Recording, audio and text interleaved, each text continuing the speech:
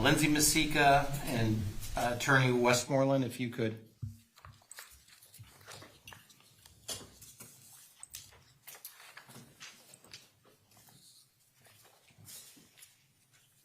And Attorney Westmoreland, let's turn on your Zoom. Thank you. Your Honor, my name is actually Deanne Fields. I'm an attorney with DCF. Miss Westmoreland is under the weather today, so I'm subbing in for her. Okay. Yeah, can you tell me your name again? Deanne, DEANNE, Fields, FIELDS. And I'm also an attorney for DCF. And Miss Fields, is Deanne, is the A capital or is it just lowercase a? It's just lowercase a. And did I do that properly? If you look, did I get it properly? That's correct. Okay. That was impressive. Changed her name. Sorry. This, and just so the transcript's clear, this is a proffer. Ms. Masika, are you currently in the state of Florida? Yes, sir. Please raise your right hand to be sworn as a witness. Do you solemnly swear or affirm the testimony you give is the truth? I do. Thank you. Please lower your hand. Miss, or who's starting the proffer? Can I just explain to Ms. Masika, because I didn't, Sure. about what they're, so Ms. Masika, the jury is not in the room, but we're just going to do a proffer of what your testimony is going to be. And then when the jury comes in, I'm going to have to ask you the same questions again. Okay? Okay. All right. Okay, so I'm going to skip background. But Ms. Masika, back in October of 2016, you were working as a CPI supervisor, correct? Correct. All right. And you had some involvement in the Kowalski matter, correct? Correct. Okay. Was it the situation, or do you recall the situation where Maya Kowalski was sheltered at Johns Hopkins All Children's Hospital at that time? I do. At the time, since Maya Kowalski was sheltered, was it required that any visitors, before they could visit Maya, have a background check run by DCF? That is correct. Okay. In addition to being involved in background checks, do you also recall a situation where Mr. Kowalski was visiting Maya in October, get the date here, October 24th of 2016, and you were requested to advise on what items could or could not be brought into the room? I do. Okay. And was that in your role as a supervisor for DCF? Yes. And did you specifically not allow in the razors? That is correct. And did you specifically not allow in the communion? That is correct. And was it your comment to, was it your concern with regard to the communion and your comment, therefore, that there was a concern there could be liquid ketamine on the communion? That is correct. At one point in time, was there an attempt or interest in transferring Maya to a medical foster home? There was. Okay. Can you explain what a medical foster home is?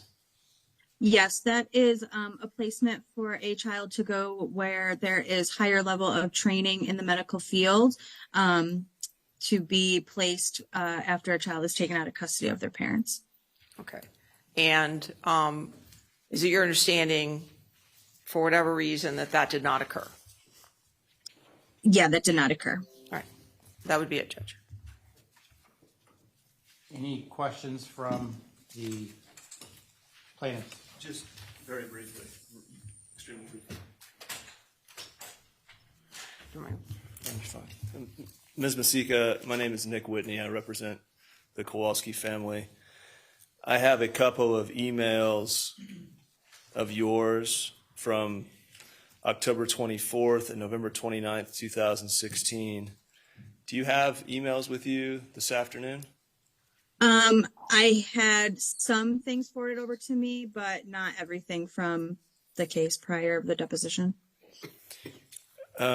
So let me ask you just specifically about these emails. I have an email from October 24th, 2016 from yourself to Cynthia Zangari, CC, and Kathy Beatty. Do you have access Okay. do you have access to that email as you sit there today? No, I do not. And secondly, I have an email here from yourself to Kathy Beatty from November 29th, 2016 at 10:59 p.m. Do you have access to that email as you sit there today? No, I do not. Thank you. Thank you. You're welcome. Okay, Ms. Masika, what I'm going to do is I'm going to place you into the waiting room. I'm going to let Attorney Fields remain, but I'm going to put you out of our presence, okay? Okay. The transcript should reflect that Ms. Masika is out of our presence. So you and I have two issues. First is my questions are directed that I want to refresh the witness's recollection, but without access to her emails, I'm left not able to do so. So on that basis, we'd like to either give some time to get these emails over to her or postpone her testimony to another day. Well, And- Judge, I'm sorry. Go ahead. Well, can I hear the? And then secondly, I don't have a problem with the questions regarding the razors or the communion wafers. I do think the questions about transfer to medical foster care and that not occurring wades into the Chapter 39 issues in this case. On the second aspect, the medical foster home issue. Well, the reason I bring that up, Judge, is because the accusation against Ms. Beatty in her deposition was that she wanted to just put Maya in a foster care like it was some negative type thing. So I just wanted her to explain what a medical foster home is. It's not like, No, Because of the aspersion. that's in Chapter 39. Okay. Discussions about medical foster care will be not allowed. okay. Now, were there any other aspects of the proposed testimony? The substance of the testimony, I don't think is problematic so long as I have an opportunity to refresh a recollection. And that's, Well, I thought the witnesses were provided with a Can we do that right now outside the presence of the jury? Well, and Judge, because I think one of the emails he wants to refresh our memory about is about a situation that the court has already ruled is not admissible. So, Okay. Well, the question of refreshing the recollection is a different question of whether the testimony is relevant. So I'm just asking from a, can we just put up on the screen right now those emails and she can read them outside the presence of the jury? And then she'll go first? Sure. Okay, so do either Mr. Reyes or is it Cottrell? Have the ability to put those up, and let me bring in the witness. You need to enable screen share. I do, huh? can I see what you're going to show her? Yeah. That would be-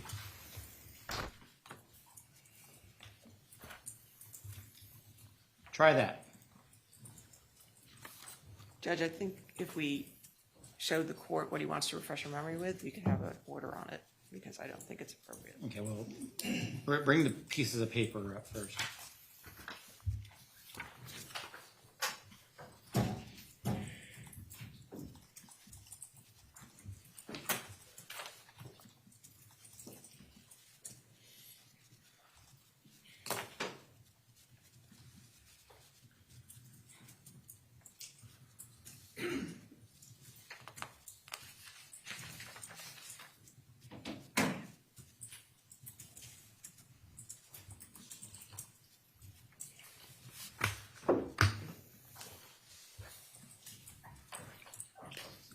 And Mr. Whitney, what is the topic or topics that you seek to go into? That the source of information for Ms. Masika is Mr. Reyes? Yes, Your Honor. I'm hearing feedback, and I think you were the most recent one to sign on, so I fixed that before I logged in. Okay. Do you still hear it? Right this second, I do not. Yes. Mr. Whitney. Yes, Your Honor. I want to, there's another one in front of you there, Your Honor, behind the screen. So with 2123, 610, and 611, it's that the source of information for Ms. Masika's interactions with the hospital was Ms. Beatty. That, having refreshed her recollection, Ms. Beatty characterized phone calls as damaging for the child, and that Ms. Beatty suggested to Lindsay Masika that Beata could not discuss pain or pain medications with her daughter, and to point out that the shelter order retained medical decision-making with the parents. That's the basis of my questions to 610, 611. Okay, on those questions, don't go to the issue that I've previously said is the issue that's going to be going to the jury. So I don't see how those questions are relevant Which issue, Your Honor? I'm sorry. as to whether there was a delegation. The fact that Ms. Beatty was talking to DCF is besides the point. That was the process for the Chapter 39. So that's not any problem, and I've been pretty consistent with that. So let's move on to your questions with respect to 2123-032. I thought the issues with the phone calls were related to the intentional infliction claim. Tell me the specific question you want to ask. That Ms. Beatty was listening in on the phone calls and characterizing them to Ms. Masika as damaging for the child. The question of whether she was listening on the phone call is relevant. The characterization damaging to the child is not. And so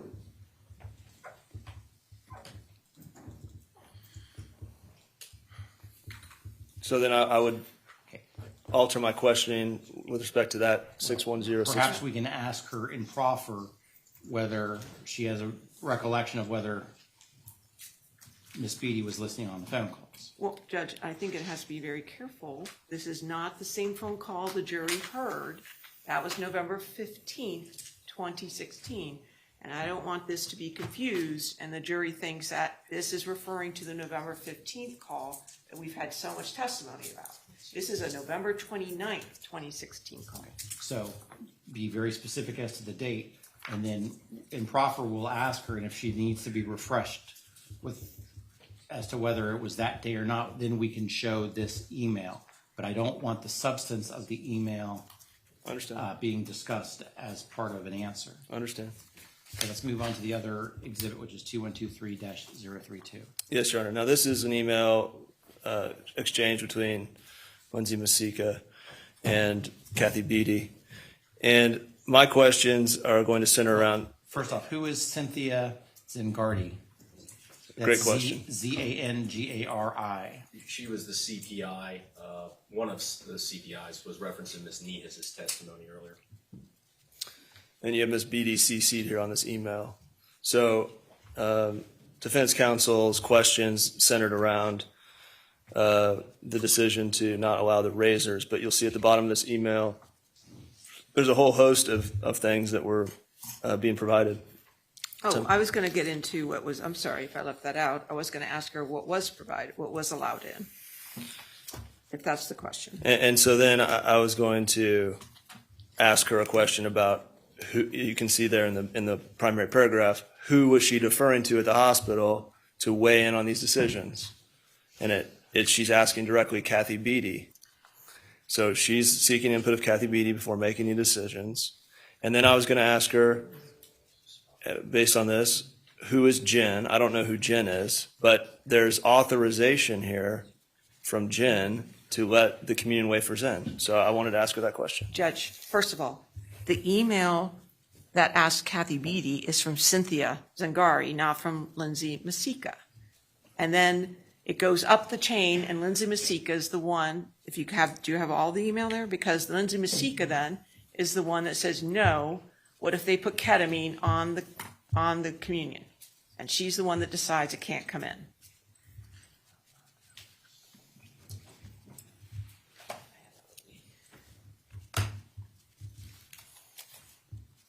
They're trying to imply that Ms. Beatty had some decision-making about this, and this was DCF all the way.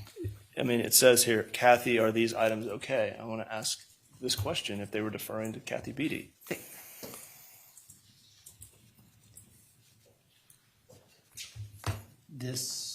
That line of questioning, I don't think is appropriate, so no. So we'll bring back in Ms. Masika, and you can ask her in proffer about, was it November 29th question? Whether Kathy Beatty was on that phone call, or whether Kathy Beatty said she was on the phone call, or whatever you're going to ask her. For purposes of proffer. Then for purposes of the proffer, outside of these emails, I'd like to ask a line of questions about other items that were taken away from Maya Kowalski and whether she had any involvement. That's fine, but, you know, those other issues are not going to go into the jury, but if you want to do that within proffer, that's fine. But let's do it now, so we don't have the jury waiting, okay? I'm going to bring Ms. Masika back in. So when we're going to be able to show her this email? Well, let's see if she needs it first.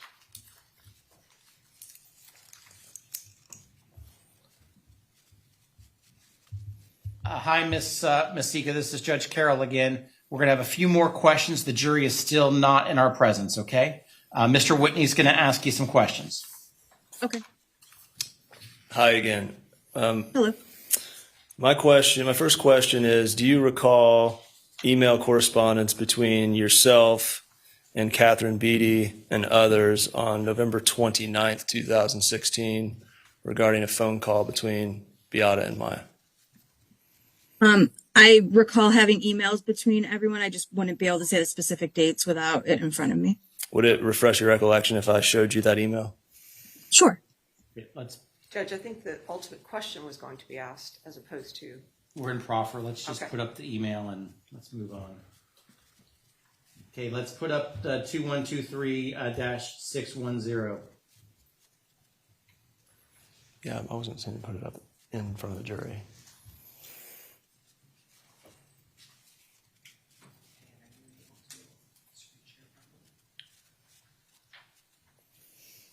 Ms. Masika, if you would take a moment and review your email back at the top and then Ms. Beatty's email, at least the first part of it below, and let us know when you're done. Okay.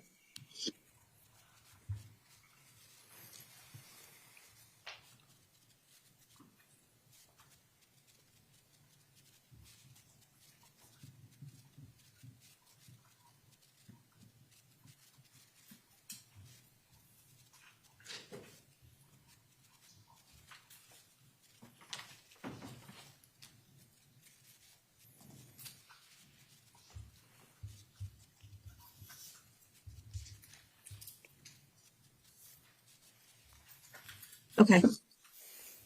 Ms. Masika, was it apparent to you that Ms. Beatty was monitoring the phone calls between Beata and Maya? Objection to. Okay, you can answer that. Yes. Other questions you might have in proffer. Ms. Masika, there were certain items that you approved and certain others that you disapproved. Those were discussed with Johns Hopkins counsel a moment ago. For example, you disapproved the razors and ultimately the communion wafers. Do you recall approving things like deodorant, body wash, nail polish remover, nail file, earrings, chapstick? Yes, I do. As a general rule, did you allow toiletries and items for Maya's care in the hospital in? Yeah. Was there ever a point where you disallowed shampoo? Not to my recollection, no. Was there ever a point where you became involved in disallowing a Tommy Hilfiger Christmas dress?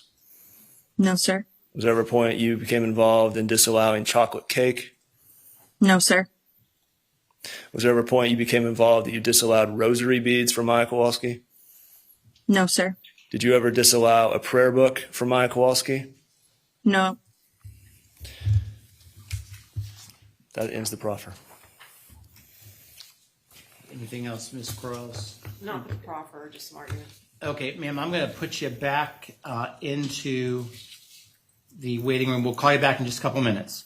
Okay, thank you. Okay, the transcript should reflect Ms. Masika is out of our presence. Judge, I'm sorry. Go ahead.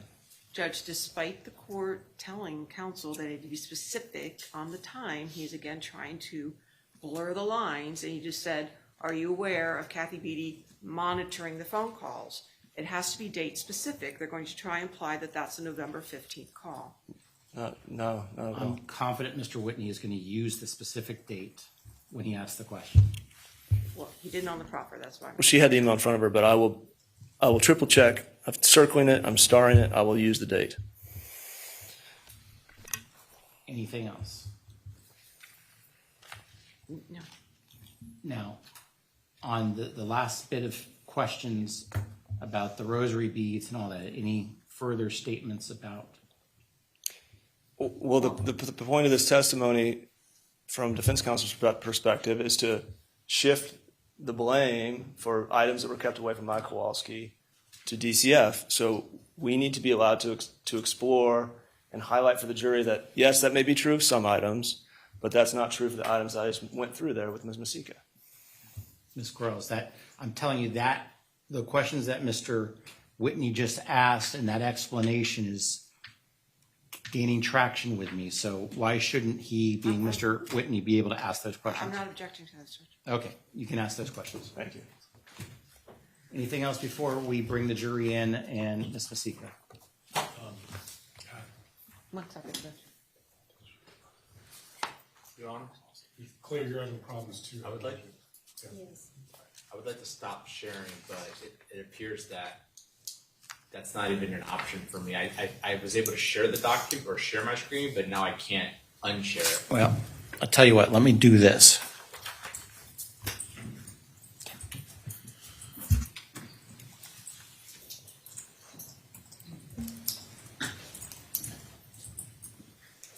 Did that do it? Still,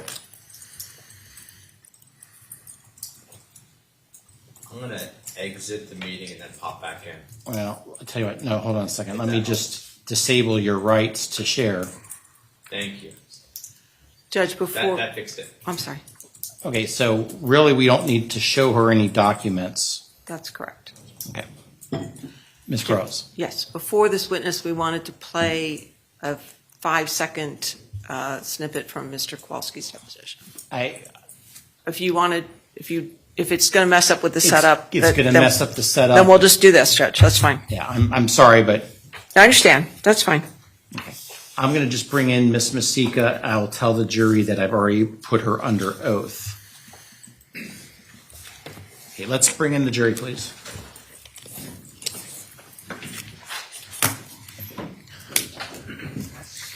And Ms. Masika, I'm bringing in the jury right now. I'm going to tell them that you are under oath. Okay. Okay. We'll just take a moment for the jury to come in. Okay.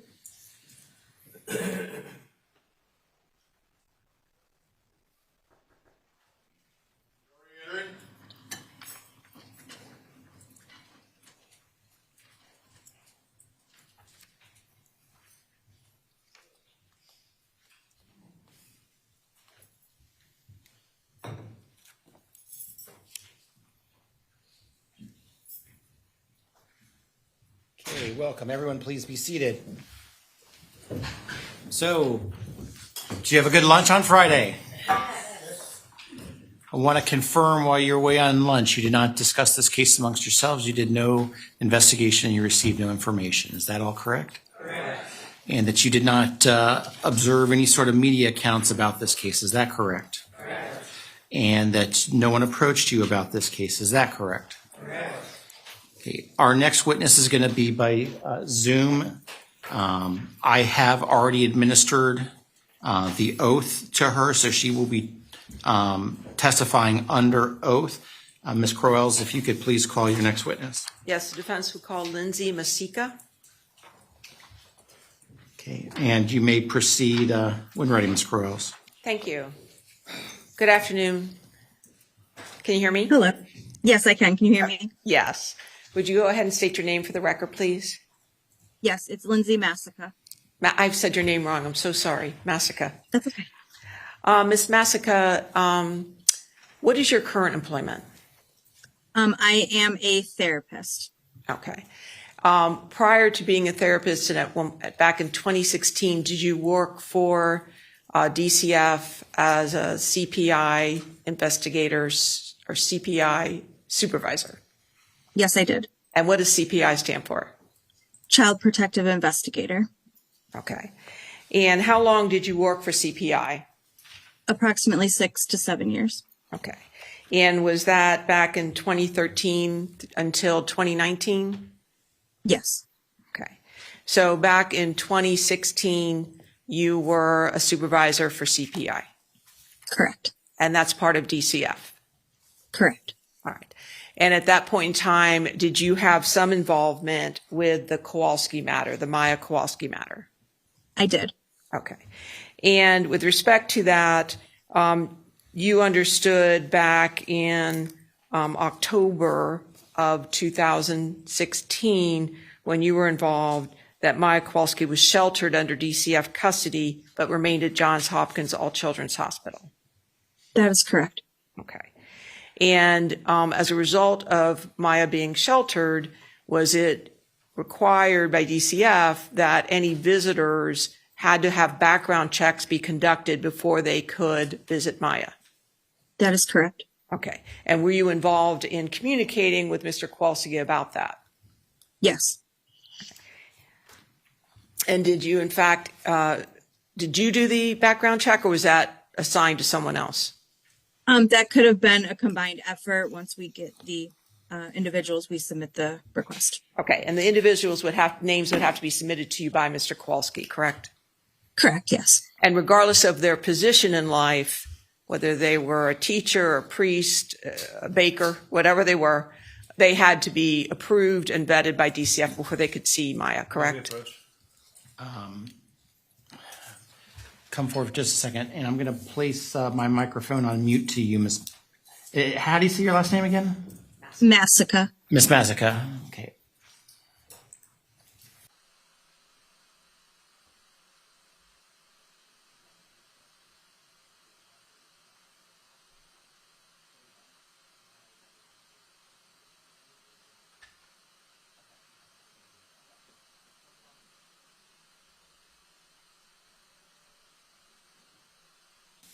Hey, Ms. Massica, I think you need to unmute yourself. Thank you. I'm going to sustain the objection. You don't need to answer that question. All right, Ms. Massica, do you remember back on October 24th, 2016, around the time being involved in determining what items could be brought into Maya Kowalski's room by her father? Yes, I do. Okay. And specifically, was it you that made the decision that the razors could not be brought in? That is correct. Okay. Was it also your determination that the communion could not be brought in? That is correct. And was that because of your stated concern by you that there might be liquid ketamine on the communion? That is correct. Okay. And that's on behalf of DCF, correct? That you made that statement? Correct. All right. Yes. You did allow some item in though, correct? Yes. Okay. Let me just ask you, do you recall that you allowed in the body wash, Yes. the earrings, the nail polish remover, a computer lab workbook, Yes. nail file? Yes? Yes, that is Sorry. correct. Yep. Chapstick and deodorant, correct? Yes. Yes.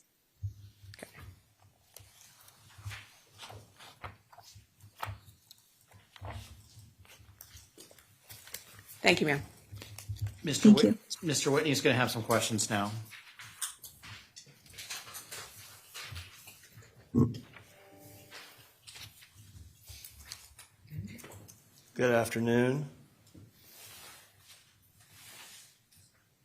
Ms. Massica, have you had the opportunity to review an email between yourself and Ms. Kathy Beatty from November 29th, 2016?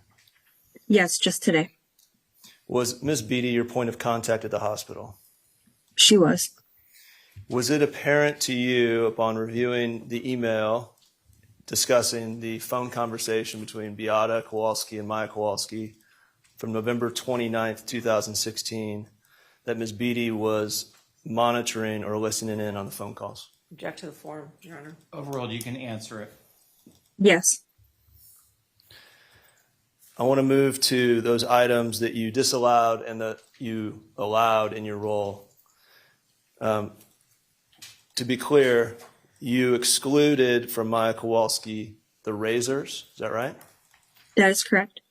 And I wanted to clarify on the communion, when communion was discussed, what you excluded were communion wafers, correct? That is correct. Generally, and defense counsel just read the list there, you let in things like deodorant, body wash, nail polish remover, chapstick, a nail file. Was it your general policy to allow in items that were for Maya Kowalski's health, well-being, bath needs, etc.? Yes.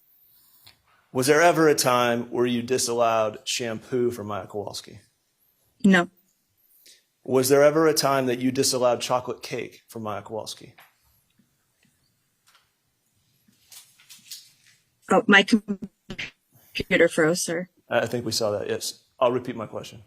Was there ever a time that you disallowed chocolate cake? No. Was there ever a time that you became involved in excluding from Maya Kowalski her Tommy Hilfiger Christmas dress? No. Did you ever disallow Maya Kowalski to have her prayer book? No. Did you ever disallow Maya Kowalski from having her rosary beads? No. Thank you, ma'am. Thank you. Just briefly, Your Honor. Yes, ma'am.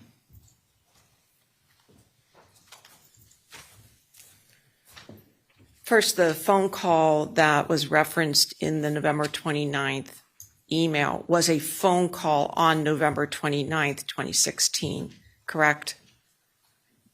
That was... I don't recall. I just read that now.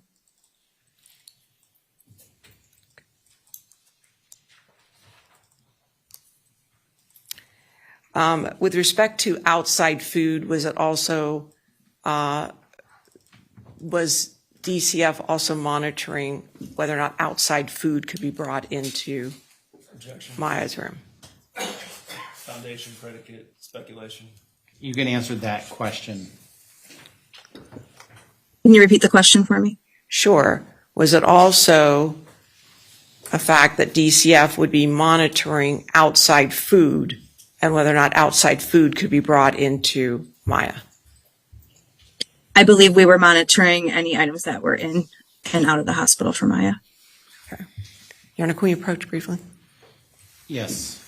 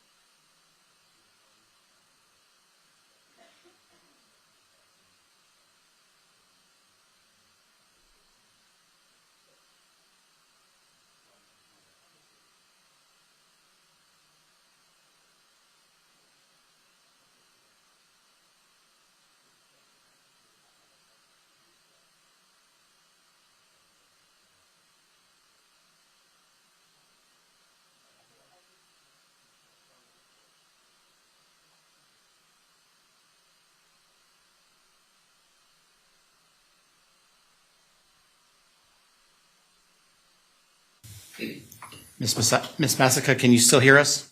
Yes. Can you hear me? Yes, I'm going to give an instruction to the jury. Members of the jury, the parties have agreed that the telephone call being referenced just now occurred on November 29th, 2016. Anything further, Ms. Crowells? No, Your Honor. Anything further, Mr. Whitney? Not this time. Now, don't go anywhere, Ms. Massica, because the jury might have questions, so just give me a second, and yes, there's going to be jury questions, so.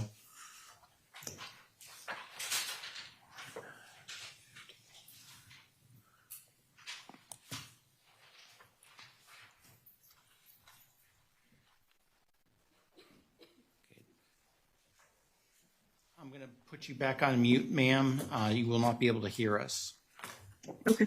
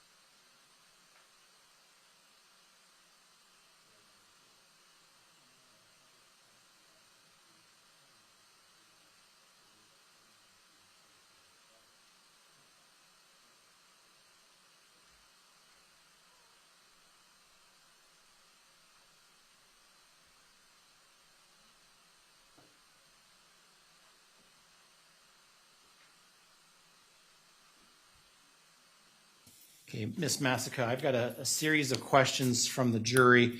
I'm able to ask all of them but one. Okay. Why did you let computer workbook in when you did not let her have her laptop? I don't recall there being a specific reason between one or the other.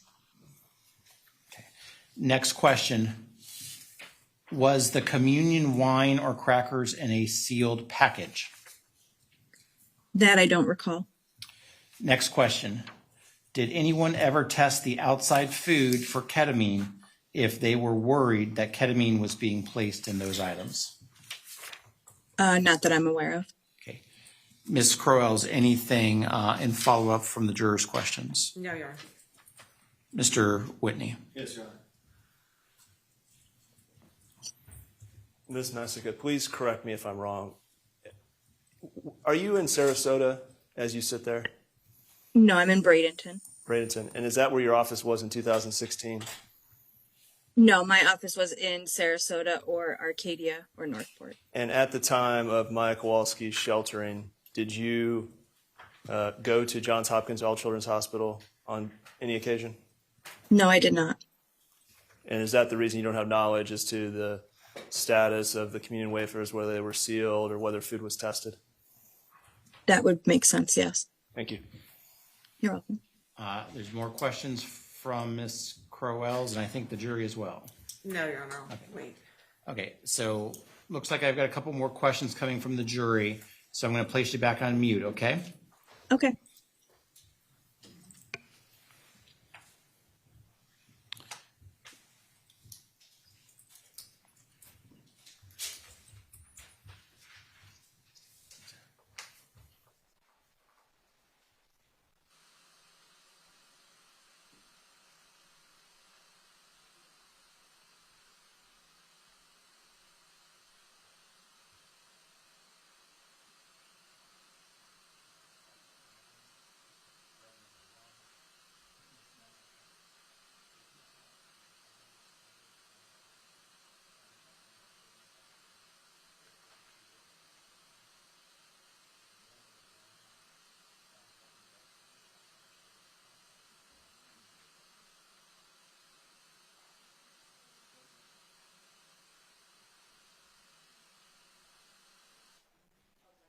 That was it? Nope, just one sheet this time.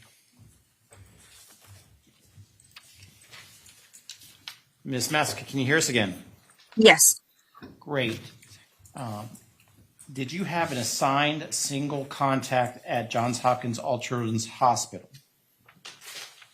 It wasn't specifically assigned, but I did speak majority with the social worker, Kathy Beatty. Did more than one Johns Hopkins All Children's Hospital employee contact you, and who were they?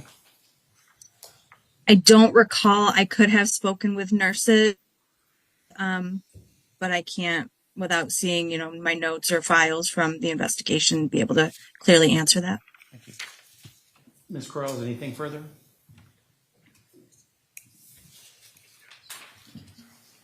Just briefly, Judge. Ms. Crowell.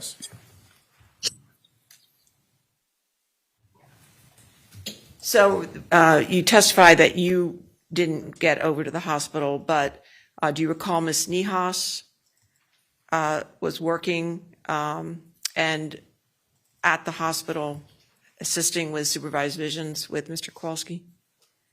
Yeah, she was employed by the Safe Children's Coalition. She was doing visitations. Okay. And do you recall that she was the one on that October, 26 date when the question came up with regard to the communion and what could be let in and what could not be let out of the room?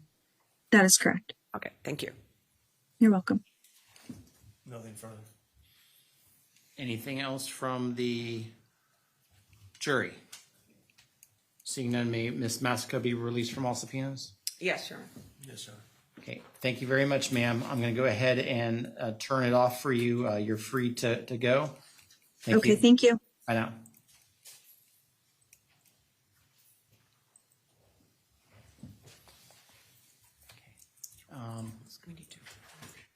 Deputy Demizio, can I have you fix that? Thank you. Can we approach her? Sure.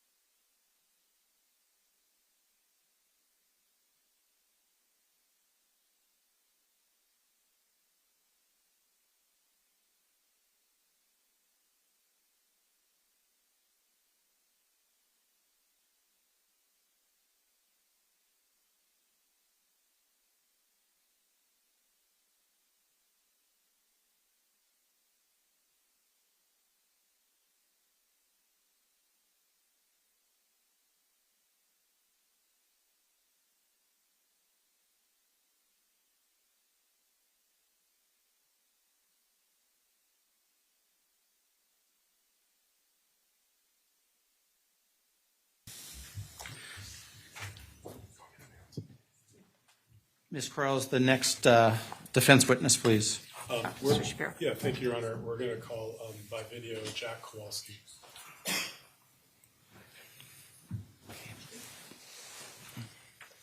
Let me do the lights. 27.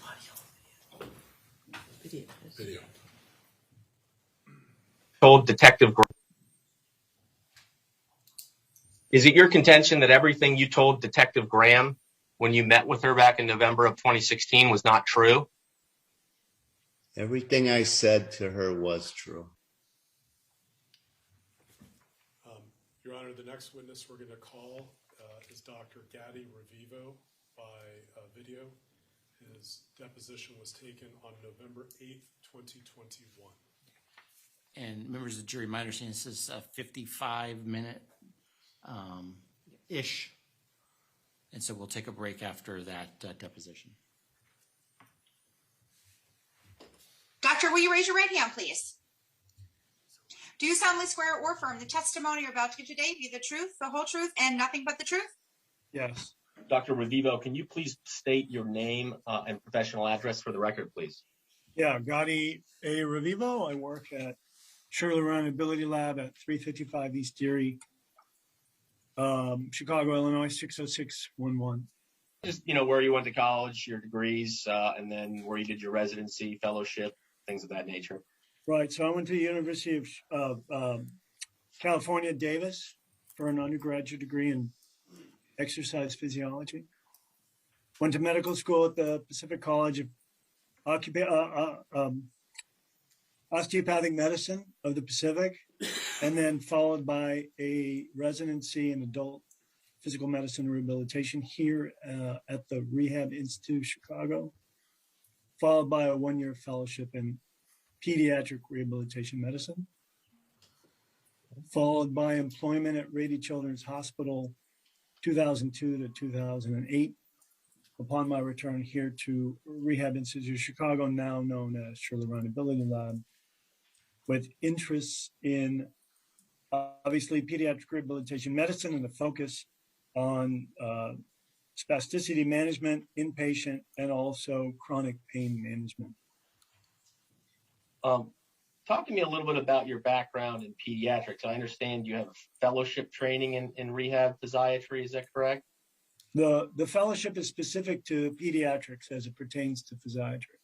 Okay. Is there a difference between, and I know this is probably a somewhat of a general question, but can you just generally outline why we have a pediatric fellowship training track for those who are going to be dealing with pediatric patients?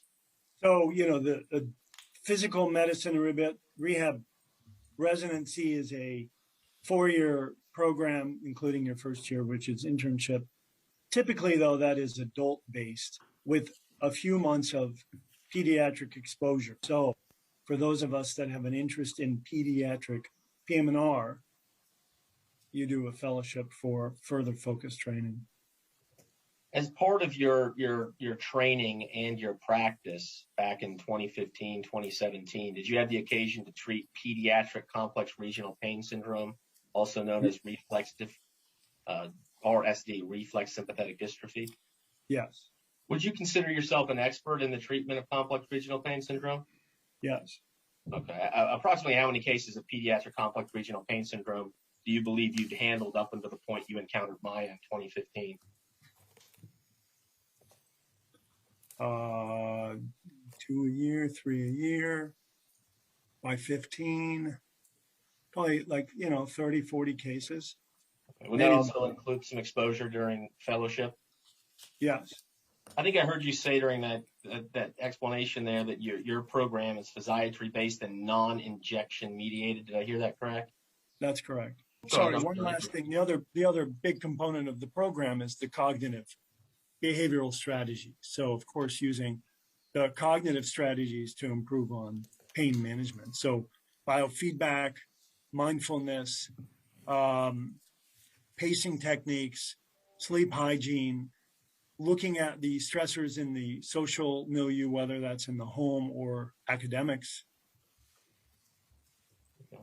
In terms of the cognitive side that you just described, is that the same as the term cognitive behavioral therapy? That's correct.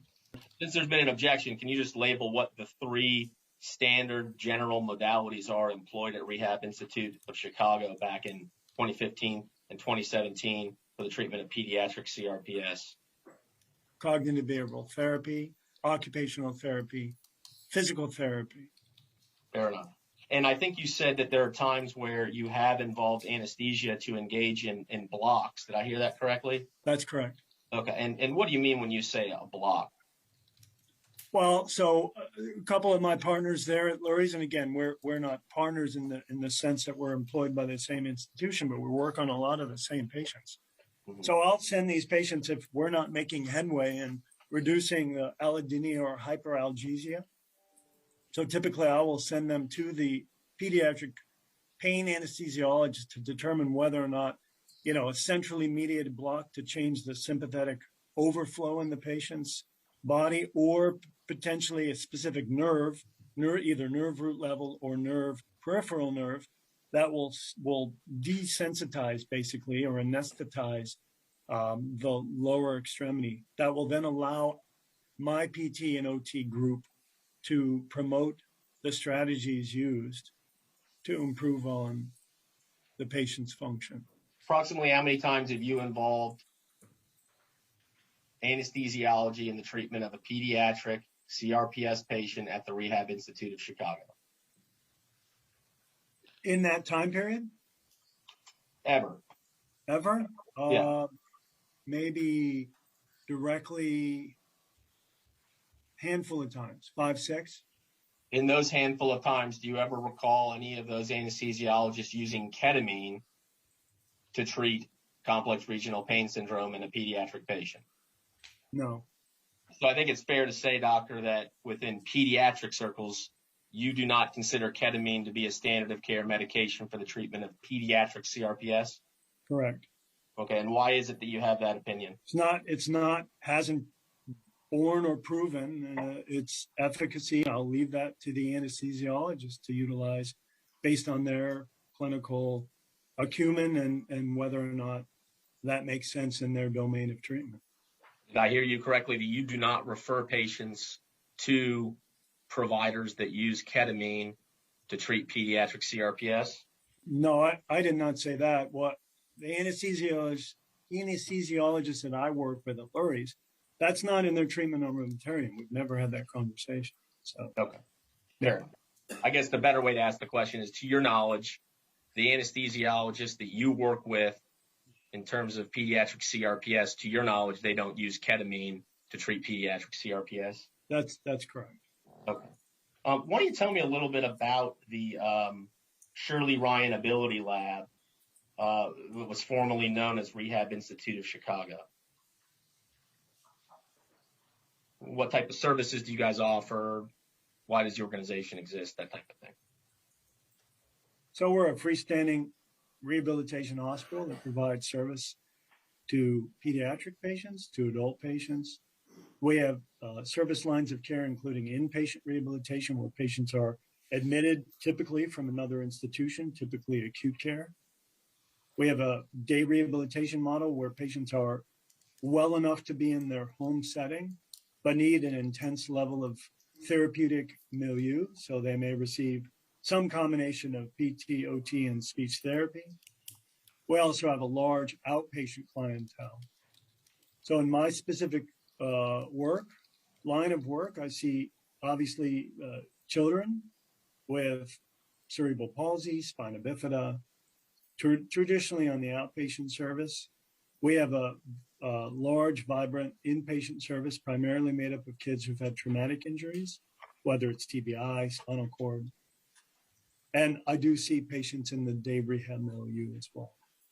Okay. Did you review anything in preparation for today, doctor? No. Did you have an opportunity to review your progress notes that we're attaching as an exhibit? I did. Okay. Did you have a chance to review some of the emails that I've attached as exhibit 2 and 3 that we'll talk about a little later? I did. Are you familiar with any facilities in the United States that do what's known as a, quote, ketamine coma procedure for the treatment of pediatric CRPS? No. Have you ever heard of a Dr. Anthony Kirkpatrick? No.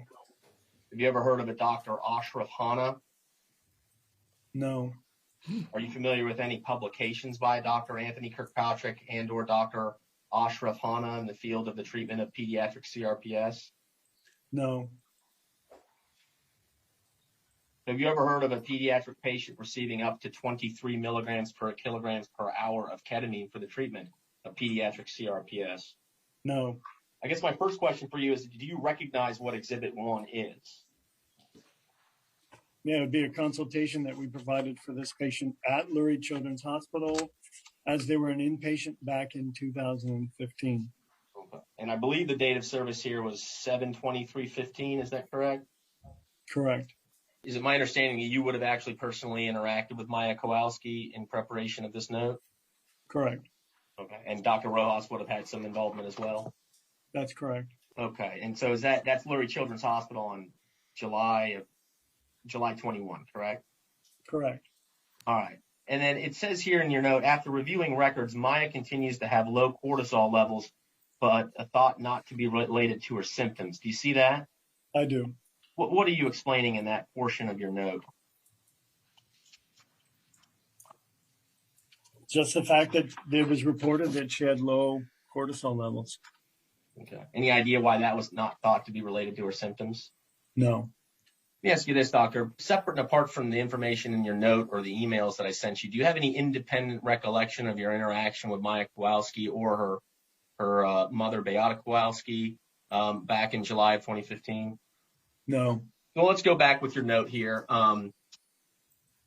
It says, do you see where it says, today Maya is in pain? Do you see that? Yes. Okay. And then it says, quote, she describes the pain as constant and involving her entire body, including legs, back, head, and arms. Do you see that? I do. Is that the type of pain presentation that you would typically associate with the patient with pediatric complex regional pain syndrome? No. And why is that? For the very nature of the definition, it's complex, but it's regional. So typically we'll see patients who present with a limb, so maybe a foot or a leg. I have seen patients that may present with a kind of hemiparesis presentation. So they'll present with a limb and the trunk. But this is a different diagnosis based on what we're saying here, based on my experience. In your experience in treating pediatric CRPS, have you ever seen a whole body or entire body case of CRPS? Well, I've seen plenty of patients that come in with whole body pain. Okay. The question is that CRPS? So in my, if you want to talk about semantics, complex regional pain syndrome, based on the strict criteria, is a regional component of the body. Someone who comes in with widespread pain, that's not how I would describe the ICD-10 coding. And when you say regional, you mean you expect maybe to see it in a patient's leg, but not both legs, torso, arm, and head? Correct. I have seen patients that, again, no patients potentially follow the textbook, and you have to be creative in medicine. And we've seen patients where they'll start with symptoms that may meet the criteria for CRPS in one limb, and now they're starting to have the same symptoms in another limb. But I have a different definition for someone who comes in with, as we've described in this, entire body pain. Do you see the section there that says prior to admission, age appropriate, independent, current functional status, she is unable to sit up independently. Mom carries her to wheelchair in order to go to bathroom. Do you see that? That's correct. I see that. And did you draw any opinions with Maya Kowalski about what type of care she would need? Clearly, she's not able to sit up independently. And my understanding is you would have done a physical examination of Maya Kowalski. Is that correct? All right. Correct. I note here in your physical examination, it says, quote, she is moaning and crying without tears. She stops moaning to answer questions. Do you see that? I do. What is the clinical significance of including those two sentences in a physical examination? That allows us to create a picture of behavior and presentation. And what picture of behavior and presentation are you describing here with the entry? She is moaning and crying without tears. she stops moaning to answer questions. That there's clearly a, behavioral component to her pain. And this is how she's expressing her pain and her grief by presenting in this fashion. What do you mean by there's a behavioral component to her pain?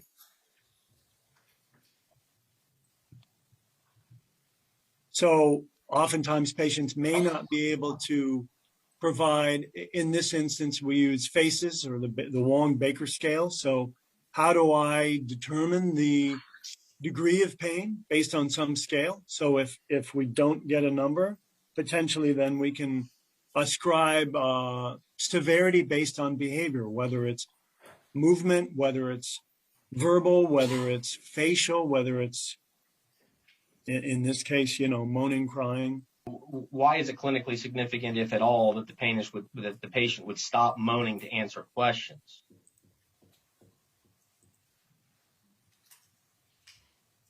Well, it's nice to know that she can stop some of that behavior to get some composure, to be able to participate in the exam. And then I think it says down at the end here, refuses examination due to pain. Do you see that?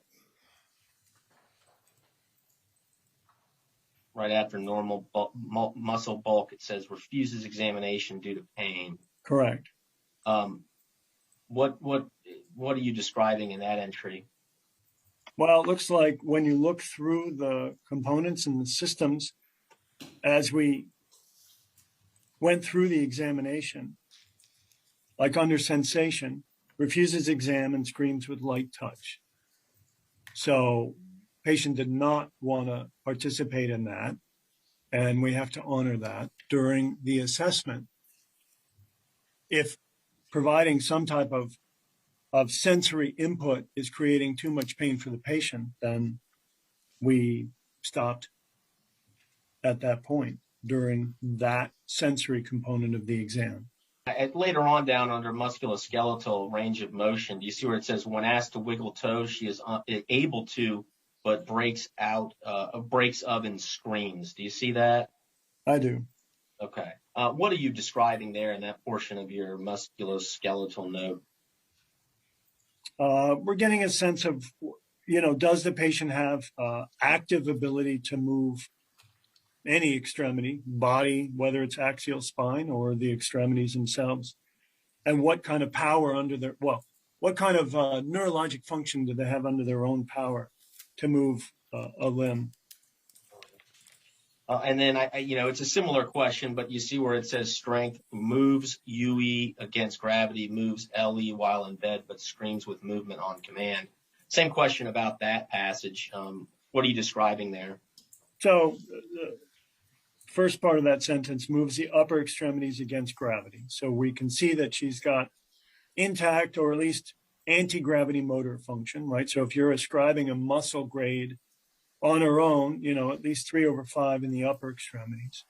It was also noted on our assessment then that she was able to move her lower extremities. However, when we asked her to do so, obviously there's screaming involved. And then mobility dependent for all mobility. I think we discussed that earlier. Is that your recognition that she required assistance with getting around? Correct. So we've walked through a little bit of your physical examination here, review of systems, et cetera. And then my question was, did you, after your assessment of Maya Kowalski, come up with an impression and recommendation for steps moving forward? Yes. What were those? Well, so the impression as written is that this patient has a central sensitization process that exacerbates her pain and pain amplification with behaviors. The fellow had written a decline in function attributed to conversion disorder. She has signs of pain, catastrophizing, anxiety, kinesiophobia. So again, going back to the physical, that's the behavior seen. We know that mood and anxiety are a component of pain and pain management. And then kinesiophobia, so fear of movement because movement causes pain. We determined that she would benefit from physical and occupational therapy, the psychological components, desensitization, and again, cognitive behavioral therapy. So basically said, look, we've been asked and tasked to consult on this patient and are recommending that, a chronic pain program a la ours may help this patient in her functional recovery. You pointed out the reference to conversion disorder. Do you see that in the impression recommendation? I do. What is being described there by use of the term conversion disorder? So that's an Okay, older term fine. and certainly used back. Sorry. My apologies. Go ahead, Doc. So that's a term that is a little more antiquated in DSM-5 and clearly moved to something we attribute to or describe, as functional neurologic disorder or functional symptom FNSD, so functional neurologic symptom disorder. But it's basically a collection of disorders that have a basis in organic, pain pathology with significant overlay of anxiety, mood, and psychiatric. So and the old term of conversion is what is converting? Is that you're getting a psychiatric mediated etiology to and a milieu with organic pathology. So we don't use that term anymore. And granted, we've become more eloquent in our description of patients. And frankly, what I think is interesting here is, again, this patient presents with whole body pain, which really is more akin to an accurate diagnosis of what we call central sensitization. So knowing that the central nervous system, i.e. vis-a-vis, the brain, the prefrontal, frontal cortices, the amygdala, the brainstem, not only govern, but they manipulate inputs coming from the peripheral nervous system. And basically you're getting the sensitization or neurosignature of pain. We treat patients from a cognitive behavioral standpoint. Many patients that now come in, and if you look at the literature from Kozlowska, might even say that patients who have fibromyalgia, CRPS, patients that have hypermobile spectrum disorder, all have some functional component. Again, that doesn't mean this is psychiatric and factitious, because that's a different whole ball of wax. Are you talking about malingering? Are you talking about Munchausen's? We're not doing that today. I think the issue that we describe in a lot of the patients that we treat is that there is this process of central sensitization that over time, with the exposure of chronic pain, the brain is changing that neurosignature it's receiving from the peripheral nervous system and actually beginning to modulate it. So a patient like this that presents with, diffuse pain that she clearly had hyperalgesia, she clearly had allodynia to light touch, is more akin to central sensitization. And you asked me earlier, why isn't the CRPS? And well, couldn't a patient who has whole body pain be CRPS? And absolutely, we've seen patients that have had more than one limb, and that isn't following the textbook. But my experience is pain patients don't follow the textbook. But it's just a continuum of the process, whether the pain is peripheral, right? And it's coming from one, peripheral nerve through the nervous system, getting regulated through the autonomic nervous system. And now you have this upregulation of a signature, a la central sensitization. And so it's just the eloquence in which you use the terminology. So we've moved away from conversion disorder. We don't describe it that way. We talk about functional neurologic disorders. These patients present with motor dysfunction.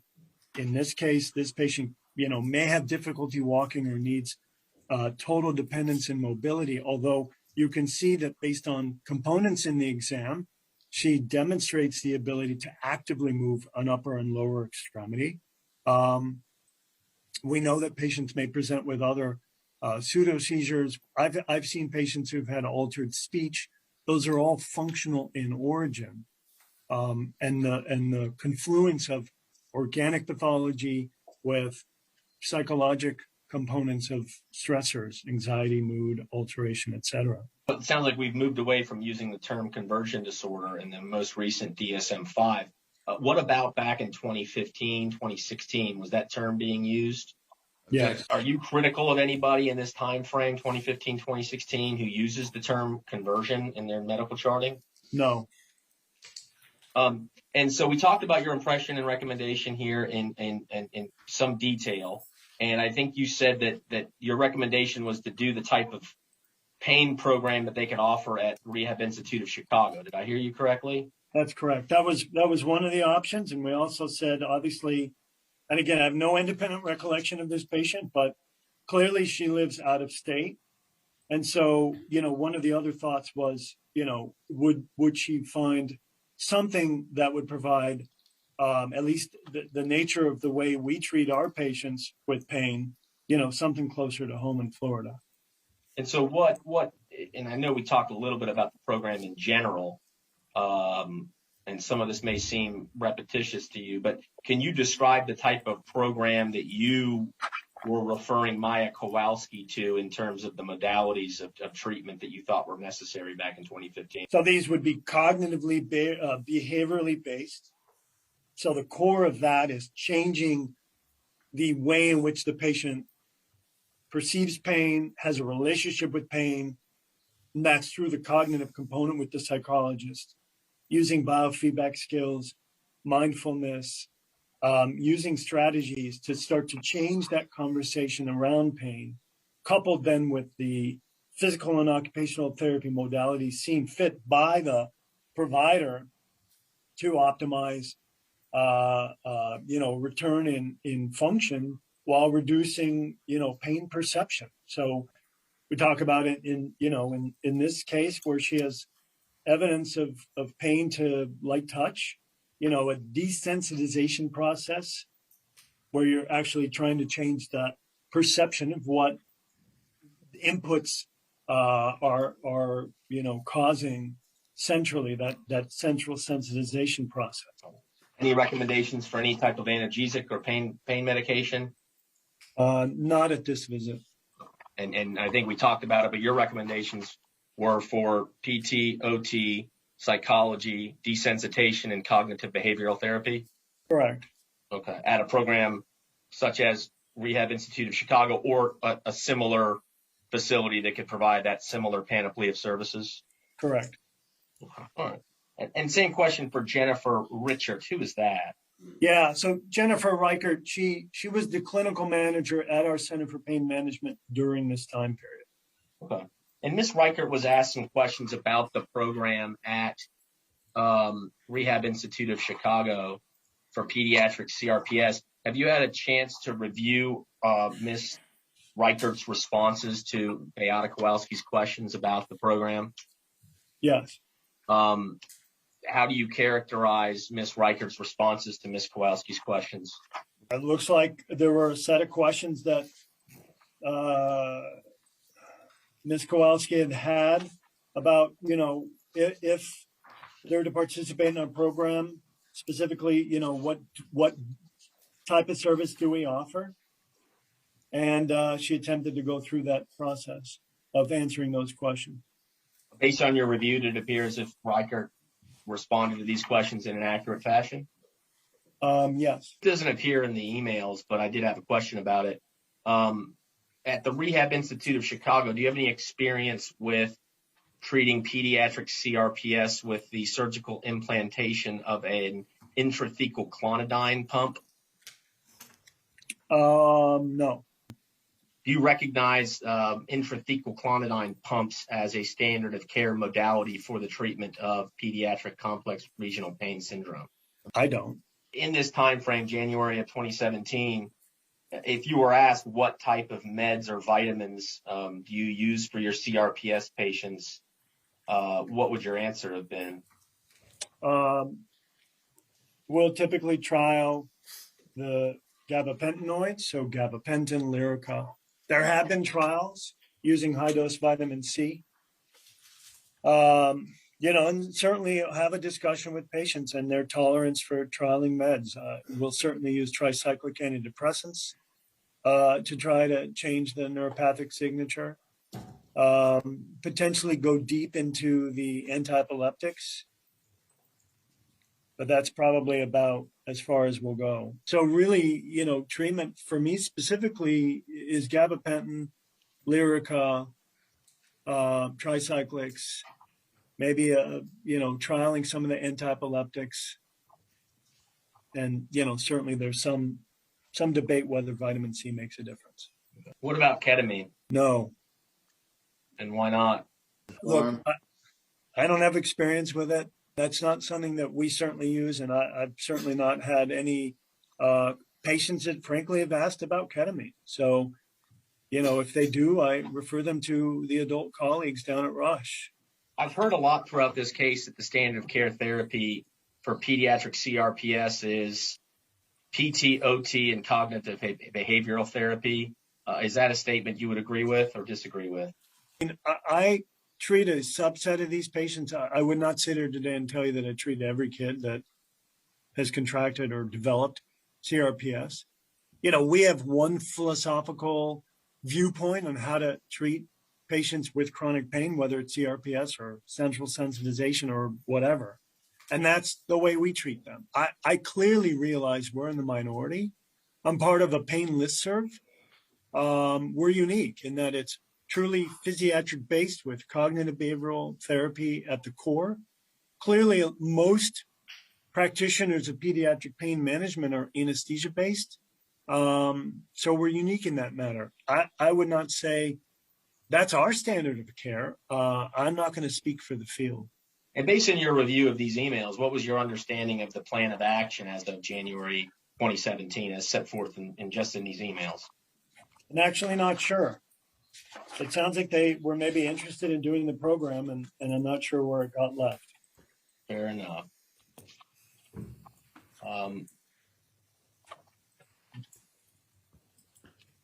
Do you ever recall being contacted by anybody from Johns Hopkins All Children's Hospital to discuss Maya Kowalski, her case, or really anything for that matter? No, not at all. Same question for a Dr. Sally Smith. She's a pediatric child abuse physician. Do you recall if she ever contacted you? No. Okay, what is the Budapest criteria? So it's a group, and Dr. Norm Harden, who was one of our mentors and colleagues here and director of pain management, provided a construct in which to provide clinicians a way to better diagnose CRPS and to sift through the other diagnoses where maybe they didn't meet criteria and such. You would have to figure out what the etiology of pain was, because otherwise it's like fibromyalgia was 20 years ago. If you couldn't explain it, everybody had fibromyalgia. And so attempting to become a little more eloquent in the presentation and developing a impression of the patient. When you're diagnosing a patient or considering diagnosing a patient with CRPS, do you use the Budapest criteria in your clinical work? Yes. And why do you use that criteria? Provides for a better, accurate treatment. Obviously, the reality for me is a lot of the procedure, so specifically in CRPS, the therapist may ascribe a very specific philosophical presentation of, providing graded motor imagery and mirror therapy and, attempting to decouple the limb from, this pain presentation. But it's just kind of determine and devise the treatment plan a little more eloquently. From what I'm reading here from your consult note, you didn't diagnose the patient with CRPS. Is that correct? That's correct. So yes, in a patient with CRPS, the PT and the OT are going to start in a very different place than maybe FND, or in this case, conversion disorder or central sensitization, and focus on, if she's not moving, how do you get her to start moving and improve on transfers and improve on mobility. Based on your review of this consult note and your training and experience, why did you not put complex regional pain syndrome, also known as RSD, on Maya Kowalski's differential?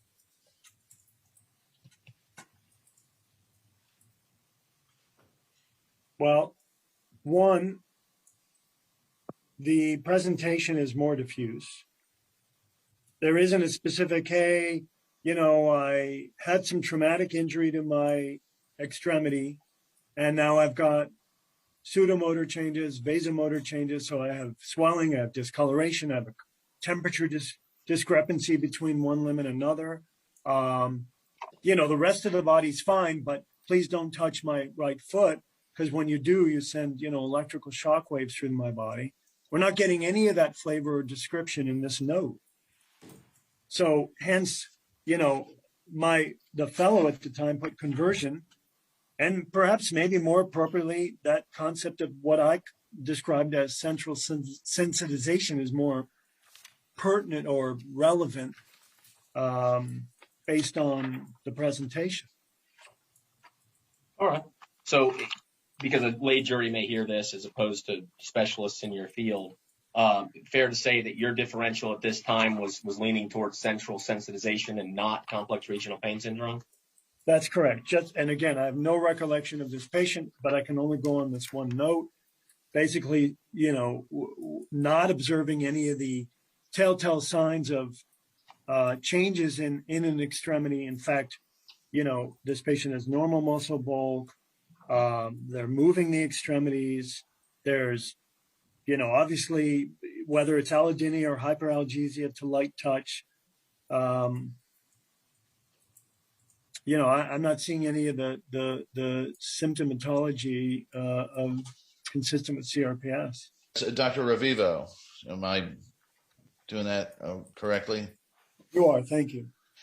Dr. Revivo, complex regional pain syndrome is a progressive disease to a certain extent, is it not? It depends. Well, you can start out with a few symptoms, but as time goes on, develop several more. Can you not? In my experience of patients, you certainly have had potentially, the presentation of hyperalgesia and allodynia and maybe the pseudomotor and vasomotor changes. What I've seen is potential spread in the body. As far as morphing symptoms, or additional symptoms, I don't know.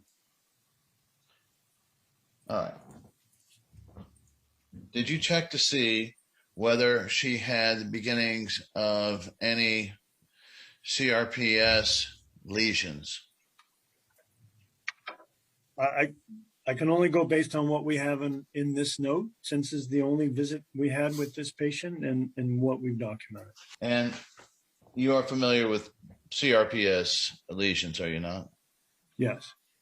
They're rather distinctive. That's correct. That's correct. And if this patient down the road were to develop those lesions, say within the matter of 3-4 months, 6 months after you seeing her, would that have some effect on your ultimate diagnosis? For sure. And isn't there now there are 2 or 3 different forms of CRPS, are there not? There's like Roman numeral 1, Roman numeral 2, and Roman numeral 3. I don't know how you turn them. Well, yeah, I mean, traditionally, there has to be trauma. And whether they're, Roman numeral 1 and 2, at least, the dichotomy between the two is that you have EMG identified nerve damage with type 2. Okay. And what did you check for to determine if that type of nerve damage was present? Obviously that would be EMG, but that would be if that was warranted based on the examination at the time. So our exam specifically looked at attempting neurologic assessment of both sensory systems and motor systems. Sensory systems, obviously, refused exam, screen with light touch. So she clearly has got at least hyperalgesia, if not allodynia, by definition. Mm-hmm. And based on our examination and what she would, again, just based on what we've described in this note, allow us to do. So we noted right active movement of the upper extremity. We noted intact motor to allowing her to wiggle her toes. So in some part, we were able to assess both a sensory and a motor component on the exam. And just so the jury's aware, in either one of these, if it's CRPS or it's the diagnosis that you had, these are not diagnoses of being paralyzed, are they? No, you're right.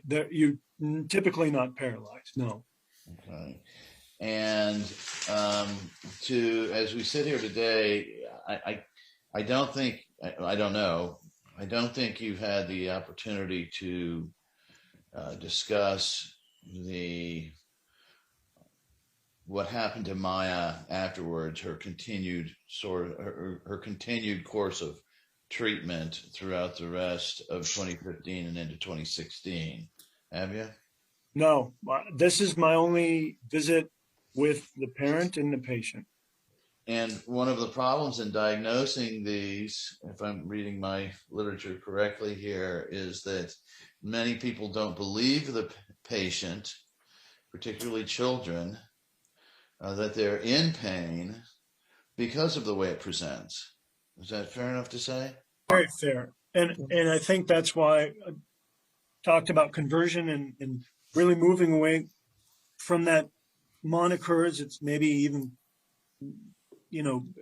perceived as pejorative in that, this functional neurologic symptom disorder, which central sensitization, if you read the literature and you ascribe to certain opinions, may fall under that, in that there is some component of functional change. Because if you state that this patient in some regard has intact motor function, but yet is dependent in mobility, then this pain is very real. And at the same time, there is a functional component, i.e., there is some function that is altered or limited because of pain. But no, I deal with chronic pain patients every day. And that whole concept of central sensitization and what Melzak stated as the neurosignature and the neuromatrix is that pain is very real. What's hard to know is that you get a lot of this background noise. So you get behavior.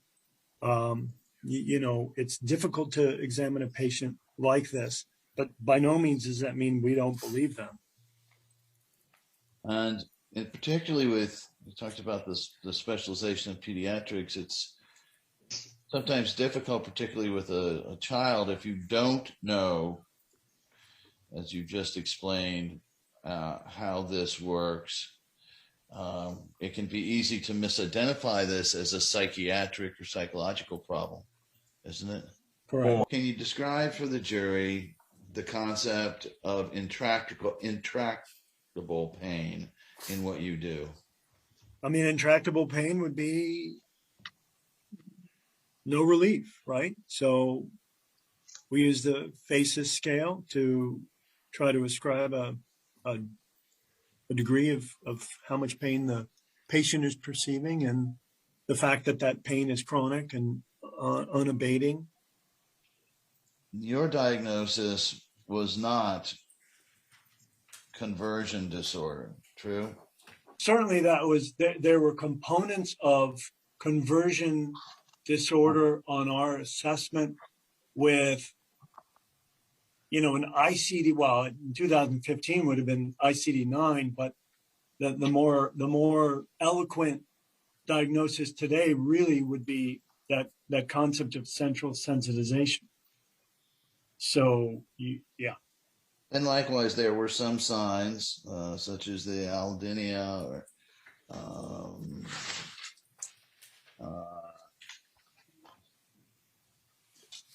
Aldonia or Hyperalgesia.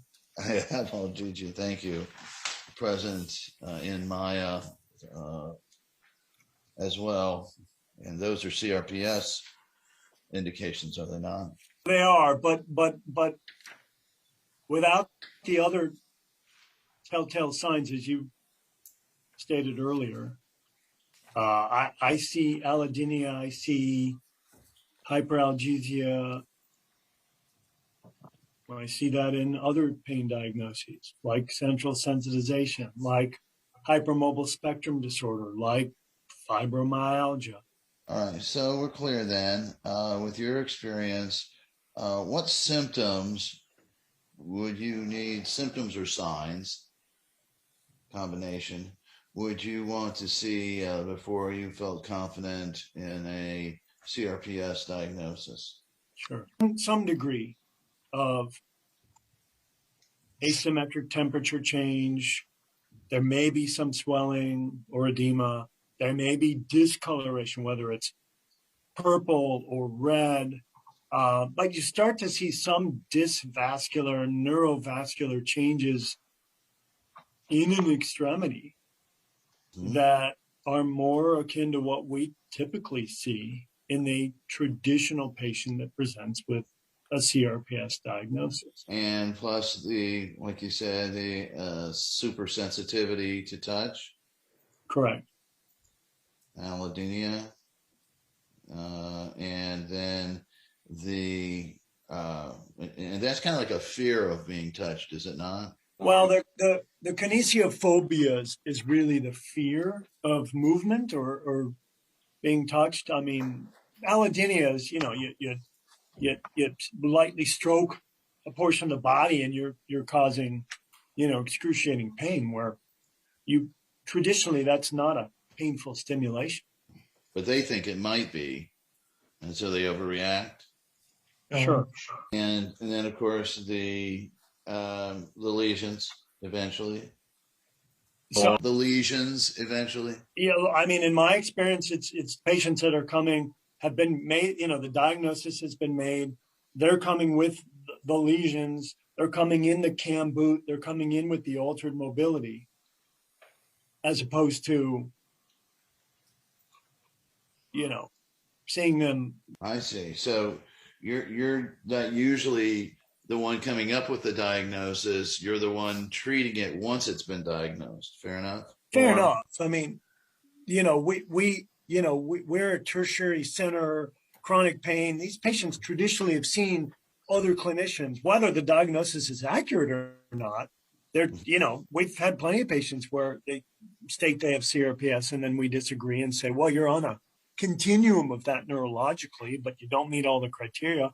Or traditionally they've seen, 2 or 3 orthopedists. They've been put in a cam boot and they show up to us and we're like, yeah, okay, you meet the criteria. Now let's treat you. Now you're asking about suicidal ideation and, all these other issues that may be related to pain, but I did treat at some point, begrudgingly, some of the adults in our program just because of staffing. And we had patients that said, hey, I'm going to go home and kill myself. And we had them sent to the emergency room. We called 911 and said, I can't send you home safely. Sure. Telling me that you have a plan and that you have a means. And those were the adults. I've never had a pediatric patient tell me that. And so some of the pains with, say, the CRPS, are they a constant or can they go away and come back, reoccur? It's very interesting because I have a cohort of a couple girls that, by textbook have given that definition, but then their symptoms and their signs and symptoms veer from textbook, and they have symptomatic flares and they're doing well with gabapentin. And, whether it's truly CRPS at this point, or do we change the diagnosis to this concept of central sensitization? They clearly, their bodies haven't read the textbook, but yet we're still treating them as if they had allodynia periodically and hyperalgesia, and yeah, it's a very small subset. Hey, doctor, a couple follow-ups. This is David Hughes again, counsel for Johns Hopkins All Children's Hospital. Can you please list your board certifications? So I'm board certified when we complete PM&R residency in basically, physiatric medicine, and then sub-boarded in pediatric physical medicine. So really have one board. The pediatric board supersedes the adult board. And we basically take an exam every 10 years, and then we're doing longitudinal assessment at this point. Would you consider yourself an expert in the field of pediatric physical medicine? Correct, yes. Okay. There was reference made to hyperbaric oxygen therapy for complex regional pain syndrome. Are you aware of let me ask you this. Do you at Rehab Institute of Chicago employ hyperbaric oxygen therapy for pediatric CRPS? No. Have you ever heard of that modality being used for a pediatric CRPS patient? Yes. What is your opinion on its efficacy if you have one? I usually tell families that if they have enormous amounts of money, then certainly they can use it, but the research hasn't borne out practicality, efficacy. We traditionally will use it for patients who have burns and wounds, but I again, remember, treat a lot of patients with cerebral palsy. Families want to pursue that treatment. Again, if they have endless amounts of money to pursue that, then so be it. But the data doesn't bear that out. Have you ever had a parent come to you at Lurie's or the Rehab Institute of Chicago and ask for their child to be placed in a medically induced ketamine coma down in Mexico? No. Have you ever heard of one of your patients going down to Mexico to do that? No. Are you familiar with the Dr. Fernando Cantu down in Mexico? No. And I think you said you've seen some of these lesions in pediatric CRPS patients before. Is that correct? I have. What do these lesions look like in your experience, specifically on pediatric CRPS patients? I mean, I think to be really specific, these patients, they present with a, let's say, for instance, the leg. There may be a discoloration, maybe somewhere between purple and red. There's temperature differences. There's some swelling. I've had one patient, if you want to say the word lesion, he was an adult, and this is at the time that I'm still seeing adults whose limb basically was black and purple. So, that may be more along the lines of the textbook lesion, but the lesions that we're treating are the signs and symptoms that are more ascribed to, this waxing and waning discoloration of the limb and temperature difference and swelling. Okay. Let me screen share an image here for you, and I'll represent to you that this is an image of Maya Kowalski taken on, I believe, January 1 of 2017. Its base number is JHACH014768. I'd like to attach this as an exhibit.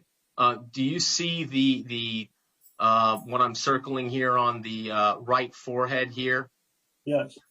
Does that appear to you to be consistent with the type of CRPS lesions you've seen in the past? No. Why No. not? Because it isn't. It looks like a scratch. Okay, so why does it look like a scratch to you? Because it does. It doesn't look like it's CRPS. There's no swelling. There's no edema. It's on the forehead. You mentioned EMG nerve conduction testing in your testimony. You remember bringing that issue up? I do. Let me ask you a hypothetical, doctor. Say, for example, 1 month after the Lurie's presentation at issue, Maya Kowalski underwent an EMG at an outside facility, and that was negative. Knowing that, how would that impact your assessment as to whether or not Maya Kowalski did or didn't have CRPS?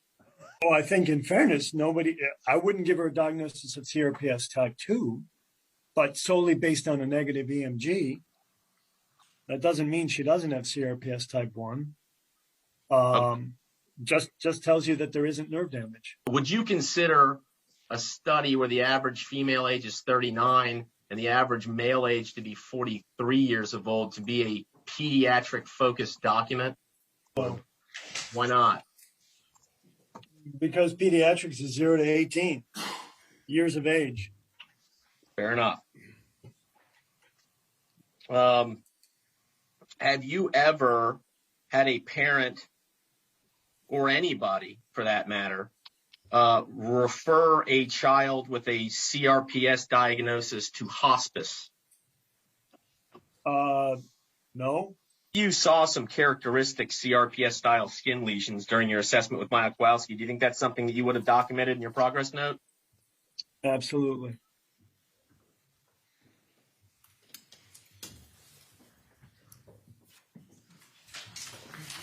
Okay. Well, that light comes on really fast, doesn't it?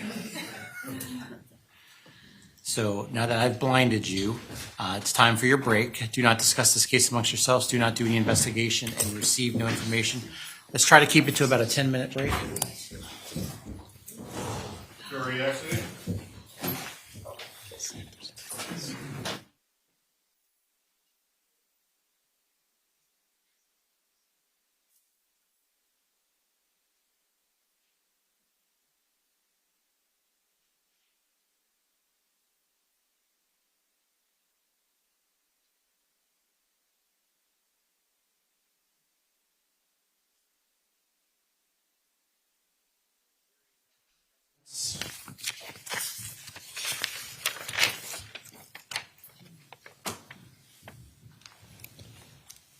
It's a thank you note for the birthday. Oh, nice.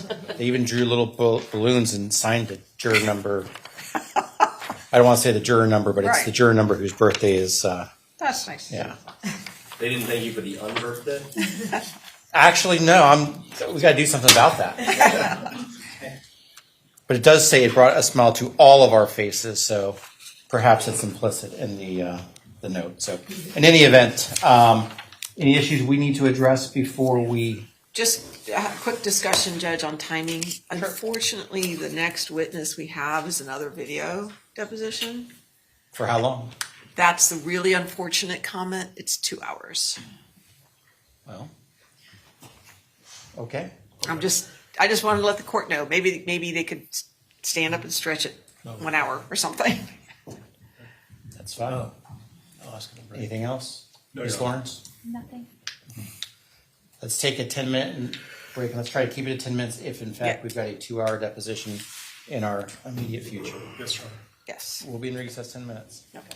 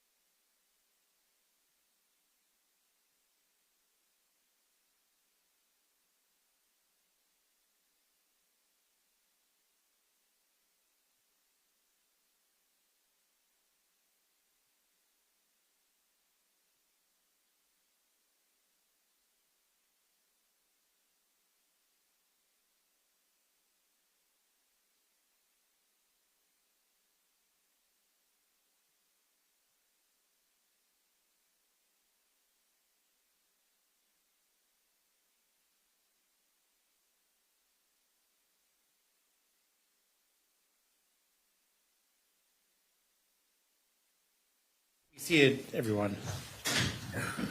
I want to confirm while you're away, you did not discuss this case amongst yourselves. You did no investigation and received no information. Is that all correct? Correct. And has anyone approached you about this case since the last time we spoke? And have you seen any media accounts? No. Okay. And thank you very much for the nice note about the birthday and the unbirthday. Happy birthday and unbirthday for this group. And as a present for you, we've got a 2-hour deposition that we're going to play. We're so sorry. So we're going to dim the lights, but before we do that, since it's 2 hours, is there anyone need to make any telephone calls? Oh, I am very, yes, we are doing it on a Friday afternoon. That will take us to about 5:15. So does that impact, does anyone need to make a telephone call?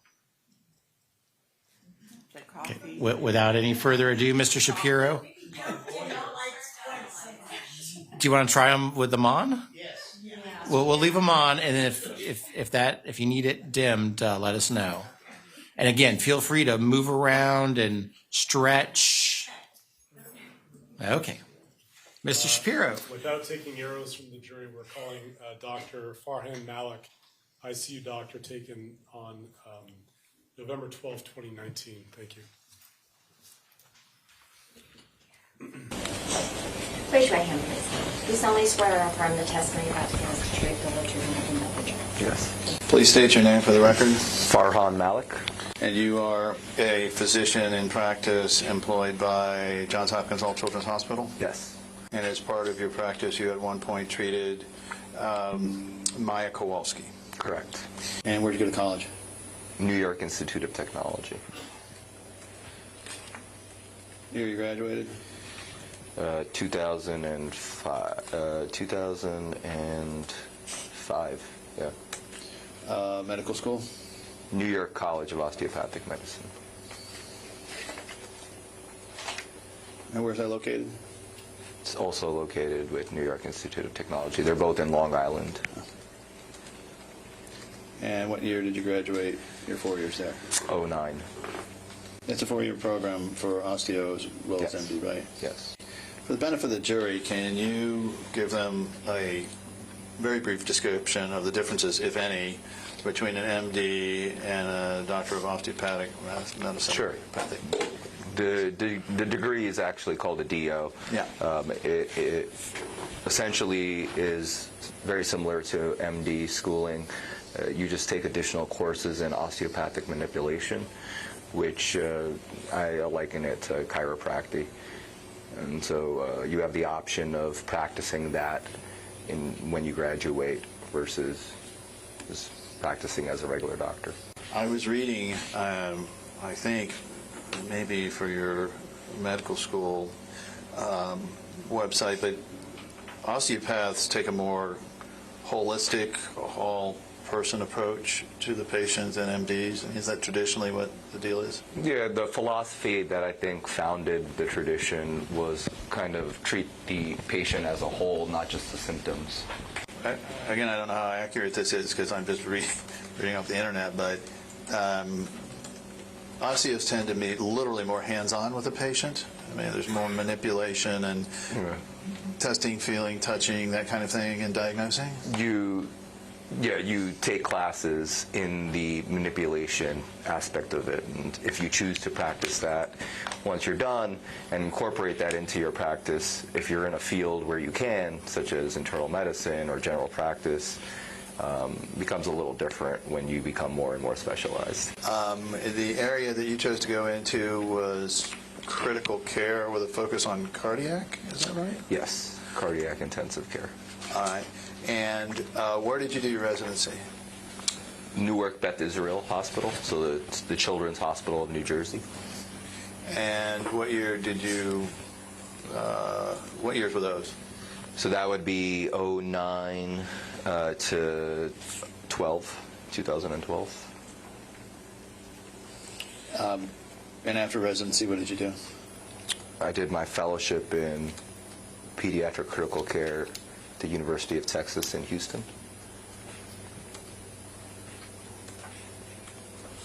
All right. And what year were you licensed to practice medicine in the state of Florida? 2015. What month? I don't recall exactly. I believe it was May. So at the time you saw Maya Kowalski and her October 7th admission, you had been a licensed physician in Florida for 15 months? So you made 12, May, June, July, August, September. So about 16, 17 months? Yes, I believe, approximately. You were a fairly young doctor, relatively speaking, experience-wise. Yes. And were you licensed in any other states? New Jersey. And what year were you licensed in New Jersey? That would be at the start of my, or the conclusion of my residency, so that would be 2012. So after your fellowship at UT Houston, where did you go? Johns Hopkins Old Children's.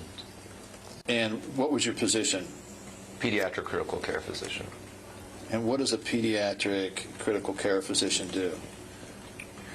All things involving intensive care. So if a child gets admitted to the ICU for any number of reasons, trauma, sepsis, after surgeries. As part of your residency and fellowship, did you take any additional courses or areas of study in pediatric psychiatry or psychology? No, the only additional training that I received in that would have come in the form of my continuing medical education.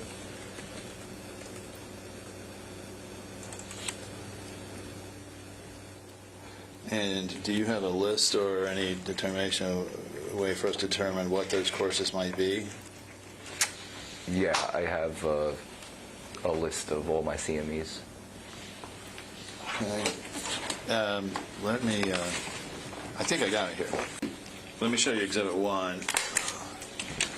Doctor, and let me know if that's as of, say, October of 2016, accurate. Yep. And that's just going to be 1, and then I'll mark this one as 2. Well, would I be accurate in saying that, according to Exhibit 1, there was no specific continuing medical educational course devoted to pediatric psychiatry or psychology? Correct. So, do you remember any of them specific to any of the disorders, claimed disorders, illnesses, claimed illnesses with Maya? Did any of these quizzes involve questions about complex regional pain syndrome or RSD? No, not that I recall, but I've relied on my medical training to when I got presented with her as a patient. And how many of them involved identifying medical child abuse, if you recall? Throughout my career? No, just that first 15 months there after you were licensed in Florida and before October of 2016. Basically before you saw Maya for this. None. Would it be fair to state then that as of October of 2016, you were not an expert in complex regional pain syndrome / also known as RSD? Yes, that's very fair. Would it be fair to say that as of October of 2016, you were not an expert in medical child abuse? Yes. You were not an expert in factitious disorder by proxy? Yes. You were not an expert in a conversion disorder? You're listing a lot of psychiatric disorders that, no, I am not an expert in because I'm not a pediatric psychiatrist. So. Okay. And then Munchausen by proxy, same answer? Yes. Not an expert in that either. All right. When was the first time you met Dr. Sally Smith, if you recall? I don't believe I've actually ever met her. Have you ever spoken with her on the phone? I can't recall exactly, but I might have spoken with her regarding this case.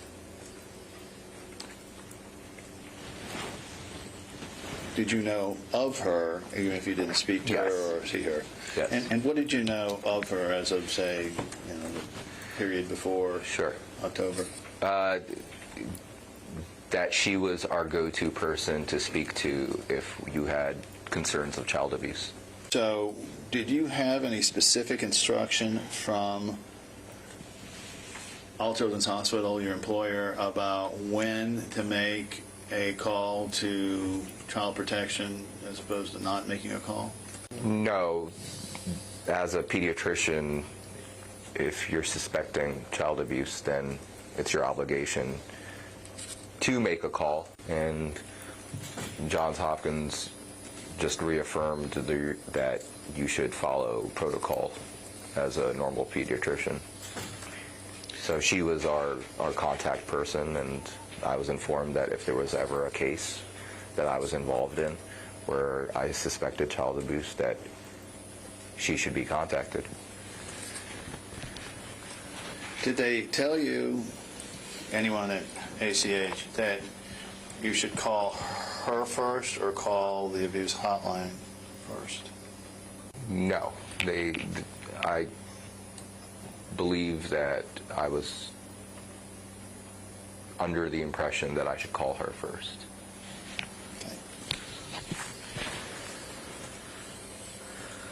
And would that have been through other doctors or management or? There was a contact number, I think, on our list of phone numbers for all our specialists. I think that was her cell phone. On any of Maya's prior admissions or visits to the ER at ACH, had you ever run into either her or her family? No. So the first time you ever met any of them would have been on that October 7th visit? Correct. Did you actually make the call yourself to the child abuse team hotline? Or did somebody else do it? I don't believe I did, no. Okay. But it was done at your direction? First phone call to DCF.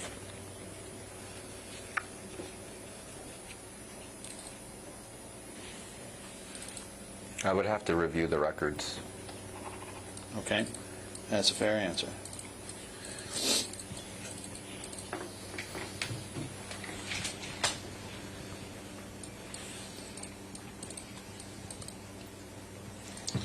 Okay. And do you know Dr. and it's Tepes Sanchez, but I think everybody just calls her Dr. Tepes. Is that right? Correct. Okay.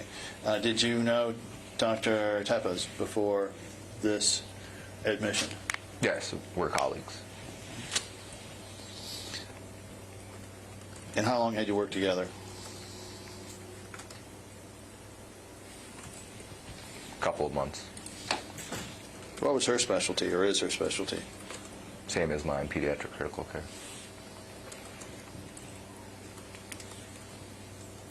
Even though it's not really written down from what you can recall, can you just describe to me what, when you think about it, what the protocol is if you have a suspicion? What are you supposed to do? I think I described it before. Essentially, you're contacting Dr. Sally Smith, the child abuse specialist, in conjunction with... Can I see the attorneys for a moment, please? Yeah.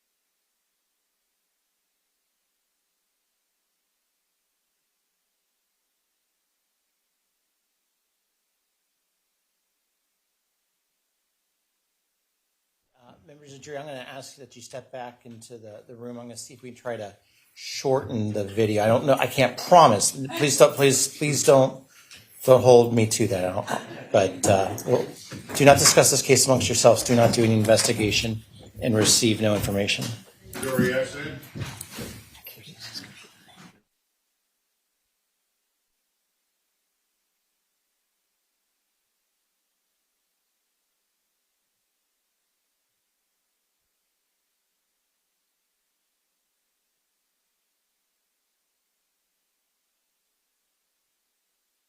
Everybody.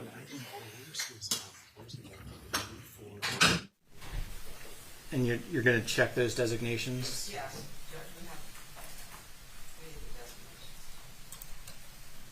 Jury's out of our presence.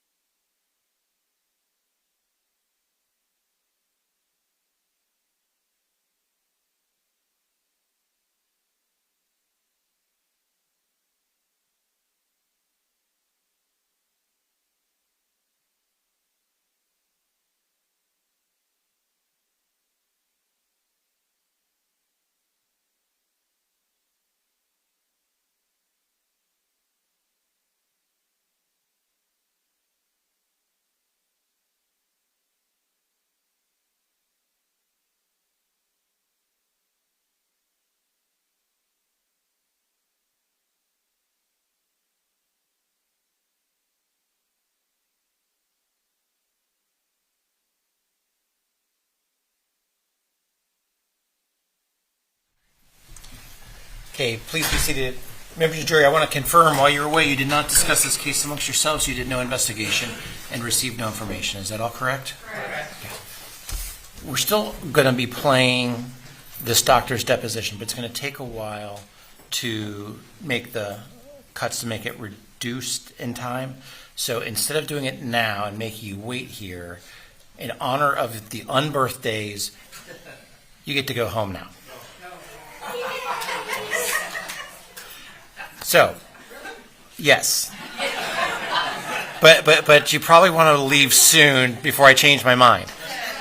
So, as a reminder, I know we're just kind of having a moment of levity there.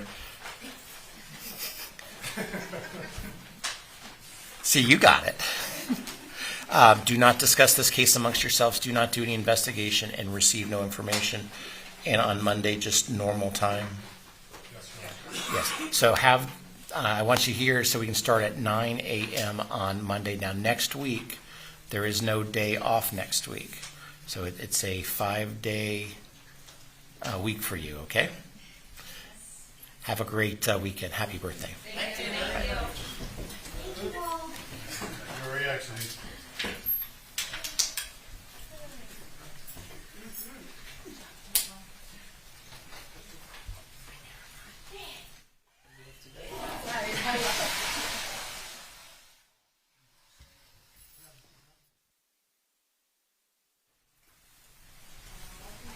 Okay, please be seated. I have to redo the math. 45, 50.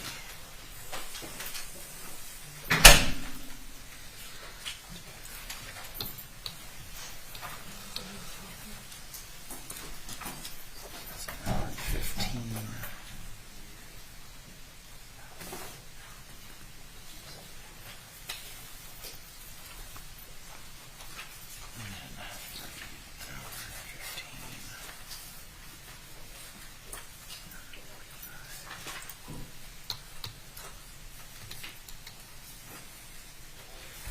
The plaintiffs consumed, because I'm not going to charge anybody for those last few minutes with Dr.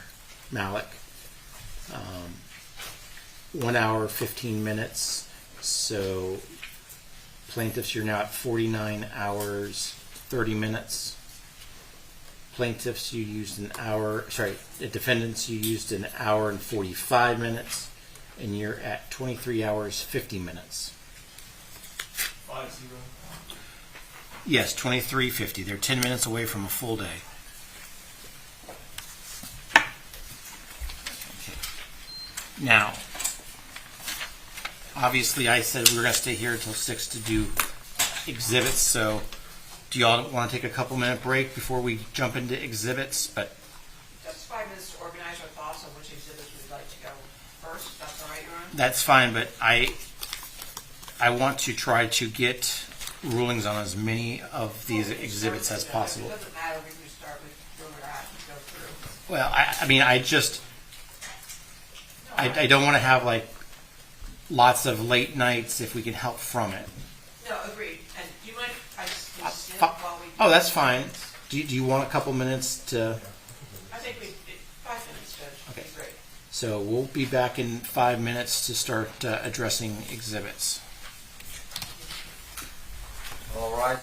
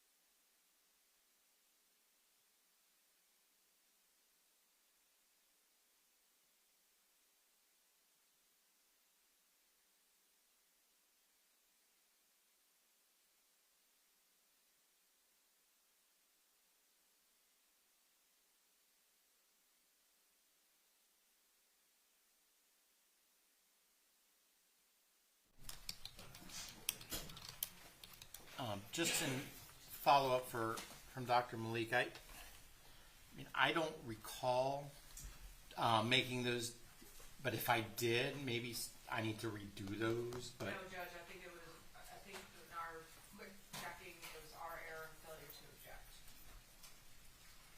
So. Well, We will. separate and independent of this, given how I've been ruling and given your time constraints, perhaps you might want to relook at Dr. Malik and see if there's things that you wish to pull back and save time. We will. I suspect, I don't know this for sure, but those might have been done before the 2022 attempt at trial. We'll look at the meeting. Okay, so. Because I was like, I don't remember those. No, well, Judge, it wasn't you. In any event, are we ready to move Yes. on to exhibits? Yes, Your Honor. We'd like to go to, I think we've done the first and second page up to 3090, so we're just going to go in order. So 3090 is Well, the there's still a video. couple on page one. I'm sorry? There looked like there still were a couple on page one. Oh, I think, I think we addressed all of them. Some of them they withdrew, no, we didn't. or not for later discussion. It's Arnold, what's Arnold? That's one from Raymond Alexander. Oh, that's right, that's right. Yeah, we need Dr. Alexander's testimony before we deal with 3023, Judge.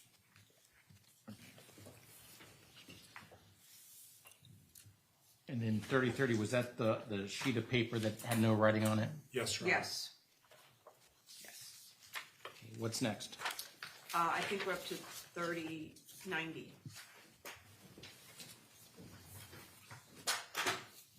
I don't know what, they have an objection. Do you want to see the video, Judge? It's a horseback riding on January 16th of 2017, so. Correct. How long is it? Got it pulled up here right now. It's 20 seconds, 25, 26 Go 26 seconds or minutes? seconds. Go ahead and play it. Do that to you on a Friday, Judge. Is this in like slow motion? It does appear to be that way. That's how it was produced.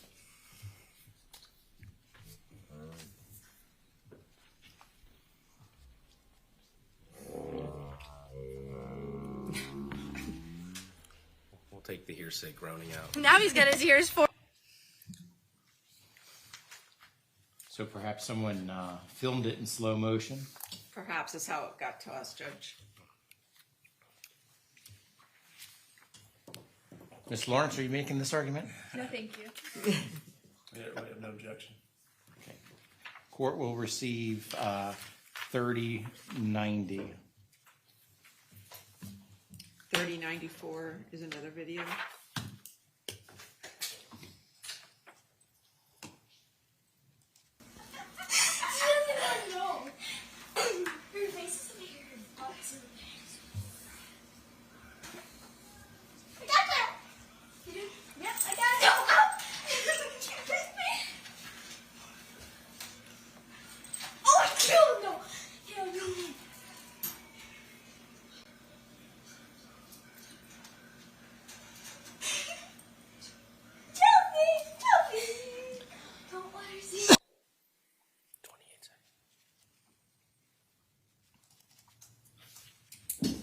No objection.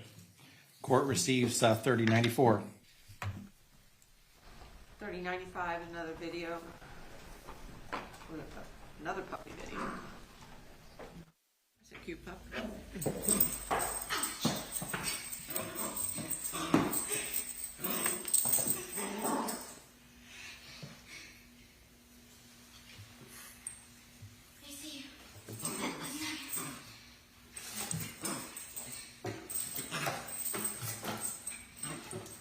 You know what Kyle does? He just lays down and then she comes and jumps on him.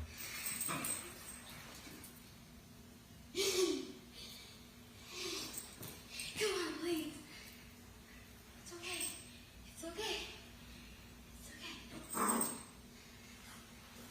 okay. It's okay.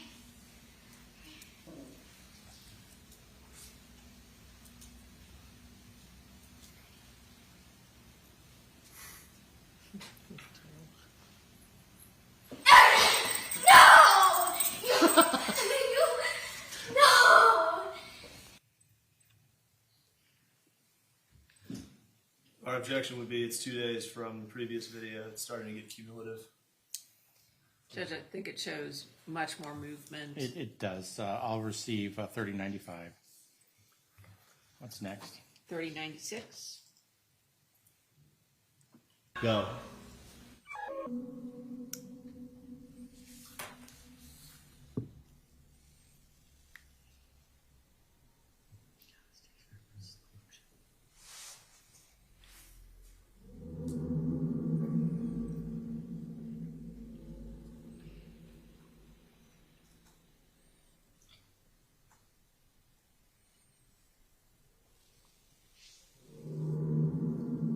This isn't super slow.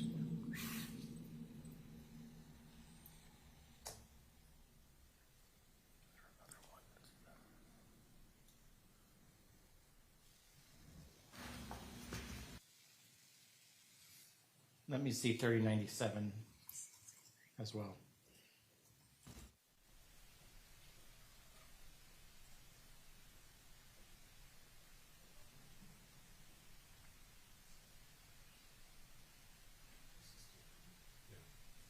Judge, we'll just do 3097 and not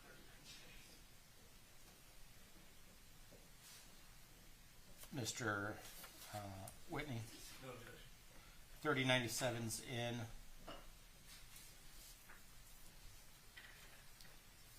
And did we do 3120? We'll withdraw that, Judge. That was like 9 seconds. And then we did a whole bunch of 3121s. We did, Judge. We're done with 3121. Okay, I believe the 3120 was withdrawn as well as 3096. Yes, Your Honor. 3124 has already been admitted. 31352 has been admitted. 3135 dash. Yes, sorry, dash 2 has been admitted. So we have 3137.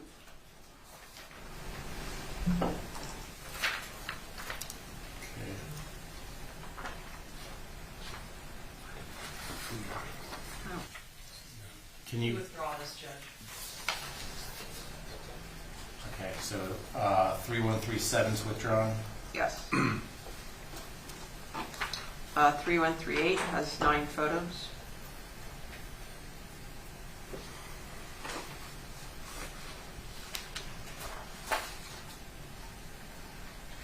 And are we going to see all 9 of them? Yes.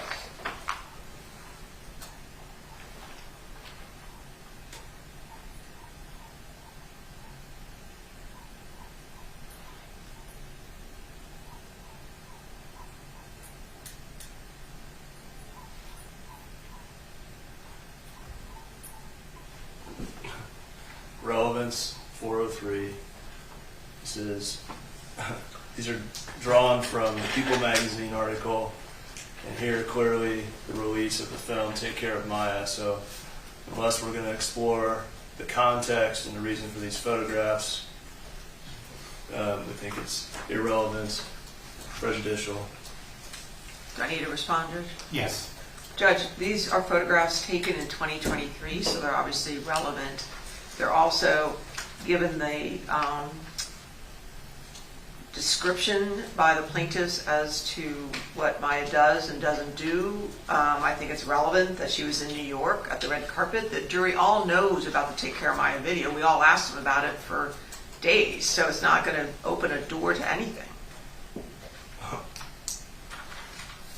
We all asked them about it, so it's not like we're trying to keep out the fact that it is. Well, They also had one showing her exercising. can I see the series again? These are 2023 photos. Not 2023? You just don't have. Yeah, these are the first. Yeah.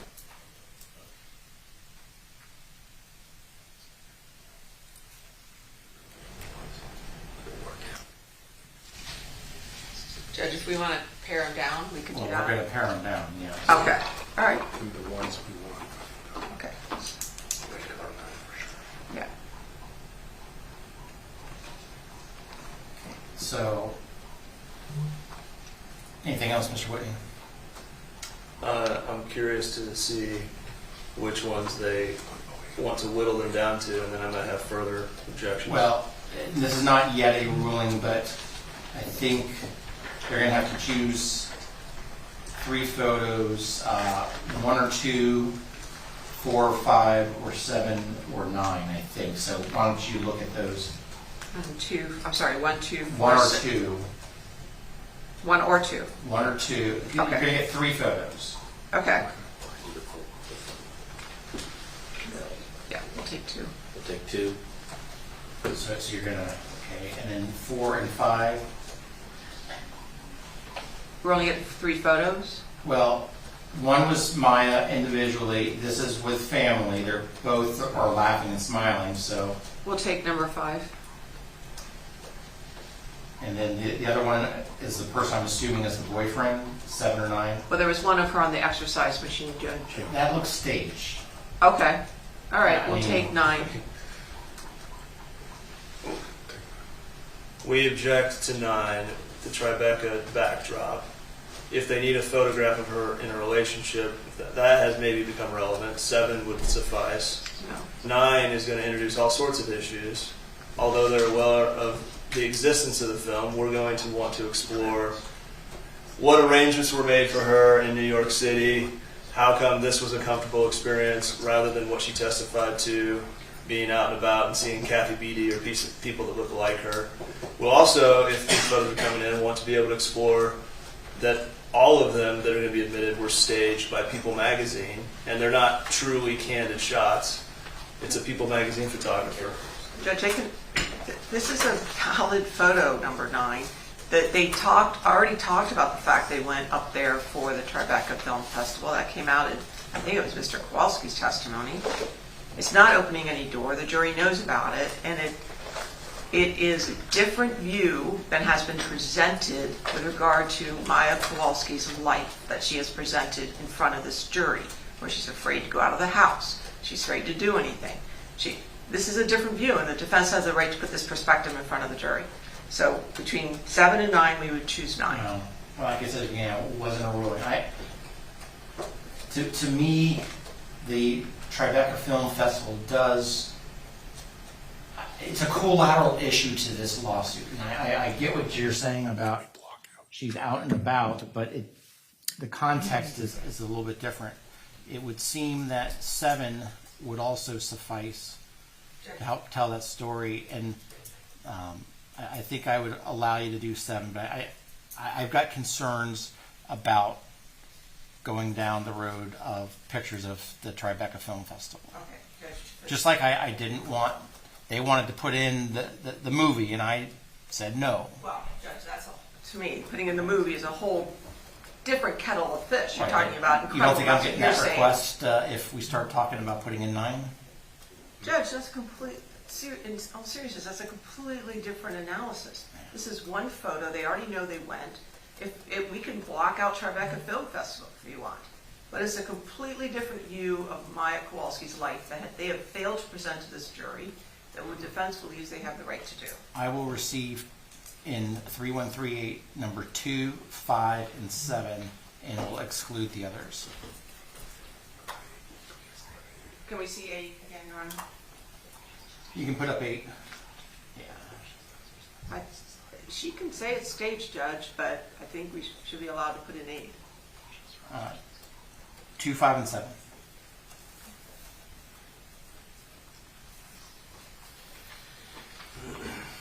What's next? All right. 3139.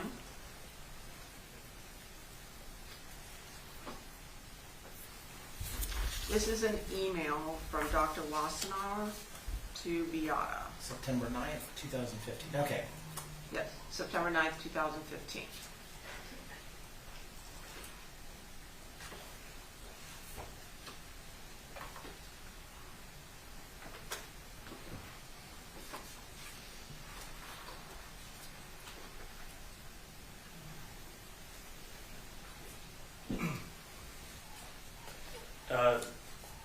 Something's wrong with his email. It doesn't have a recipient. I'm sorry? Well, it says from Dr. John Wassenauer. But the from at top says from Beata Kowalski. It doesn't have a to.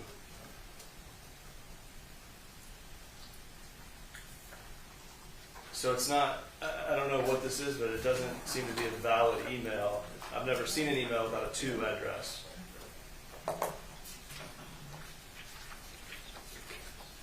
Yeah, Judge, we'll withdraw it. 3140, it's 4 pages. Can you put the first 2 pages up for me, please?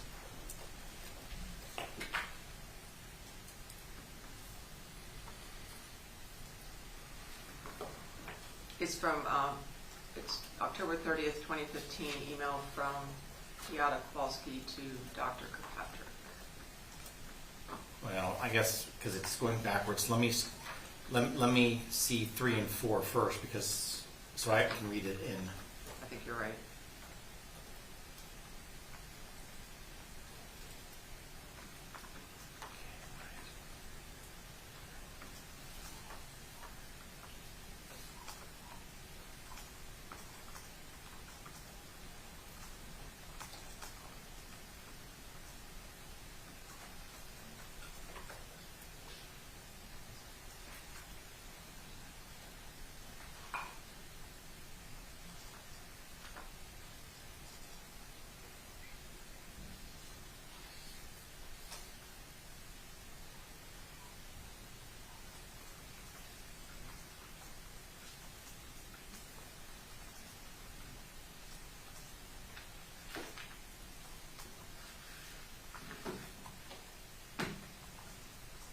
Okay, can I see pages 1 and 2, please?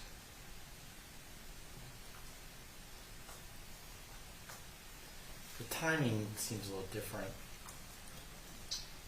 Maybe they didn't respond to like the last email.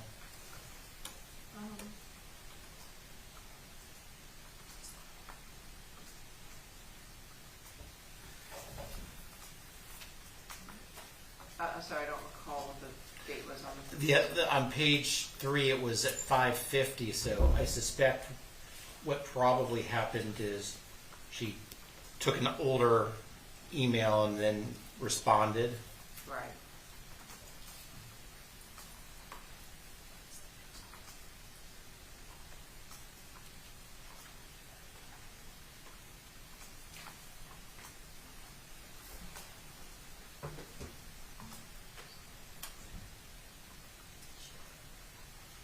Right, because on page 3, if you put page 3 up, there's a later email saying, surprise, surprise, there is no response from Wilsey's office, I'm done. At 5:40 p.m. Yeah, that must have been what had happened. What is the plan's position? Our position is it's hearsay without exception. Seems like she's trying to get Perhaps, medical care and treatment. Perhaps some statements from Beata Kowalski could be for purposes of medical treatment, but certainly not all of them. She's relaying what a nurse practitioner with Dr. Wilsey's office allegedly told her. That's hearsay without exception. Dr. Kirkpatrick's communications are hearsay without exception. The exception for medical treatment is as to statements made by the patient, not emails between doctor and patient. Well, Judge, it also goes to state of mind. You've got her saying, I think I'm going to have a stroke soon. I can't stand it how medical treatment's being handled in Florida. Just beyond the state of mind. Is the true objection here the statement his NP told me that Wilsey is uncomfortable ordering IV fluid? Is that what we're talking about? That's one of them, Your Honor. What else? Within Beata Kowalski's first email there. Can you give a date? I'm at the top of page 1.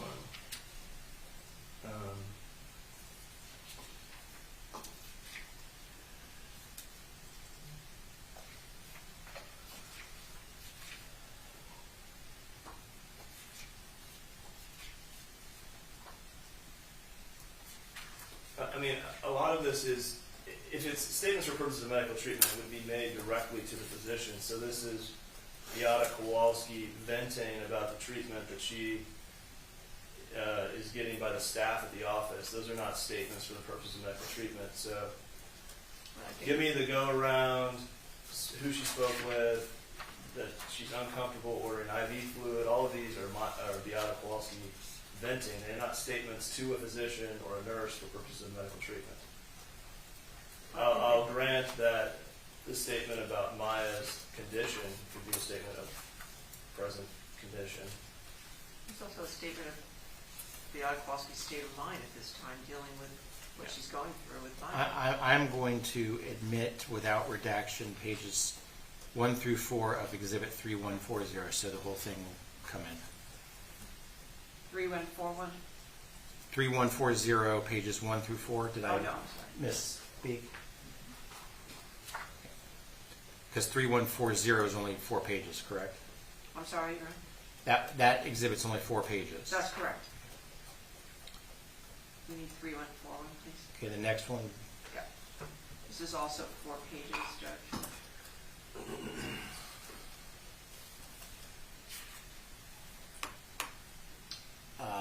Let's put up 3 and 4 first, because it might be starting from the bottom up.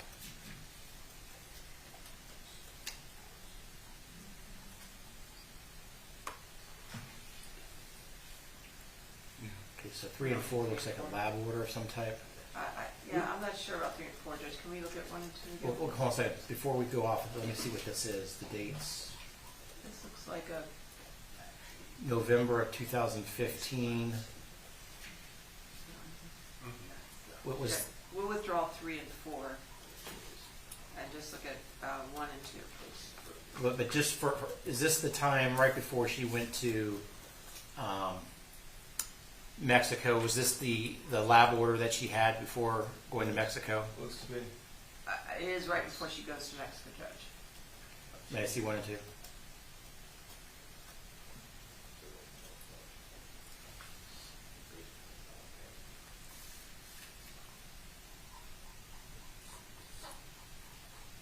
And you can see on number 1, he specifically, Dr. Kirkpatrick says to file this email and patient's chart. So it's part of his medical record. And communication with Beata regarding medical treatment.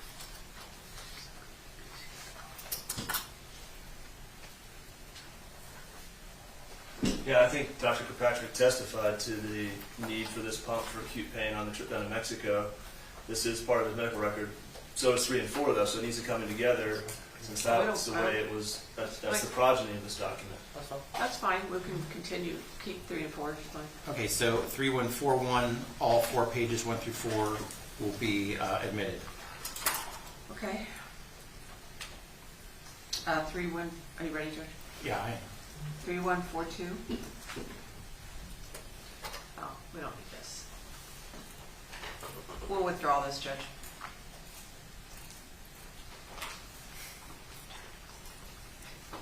Uh, 3143.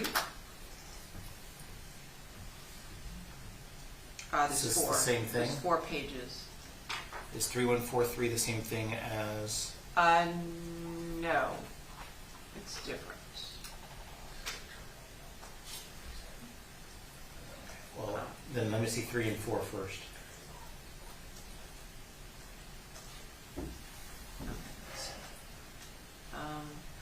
Actually, it looks like I need to, can I put up 2 and 3?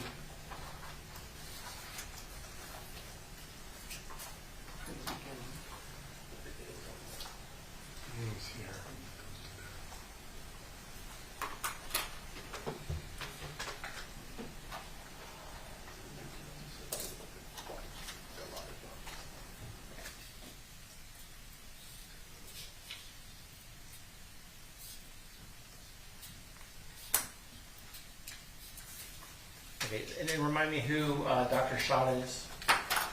He is a pharmacist with Quorum that assisted with setting up various ketamine home medications as well as Dilaudid and the TCA pump. He'll be testifying.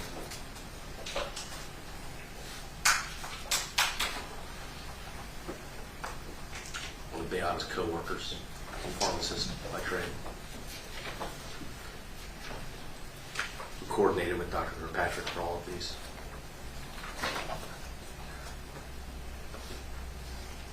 And where was this? This was to be performed in Dr. Kirkpatrick's office? This was for home use.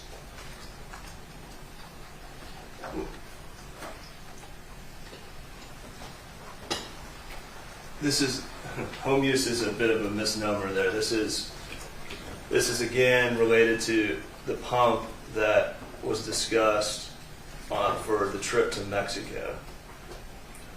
Home use, this is a backdoor attempt to get in the script that was previously excluded because of authenticity issues regarding terminally ill.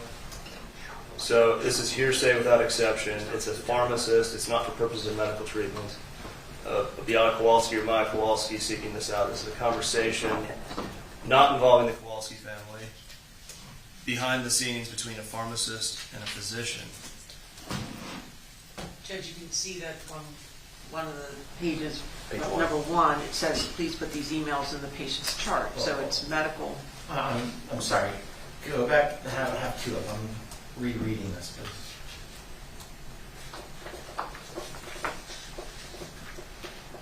What is naloxone?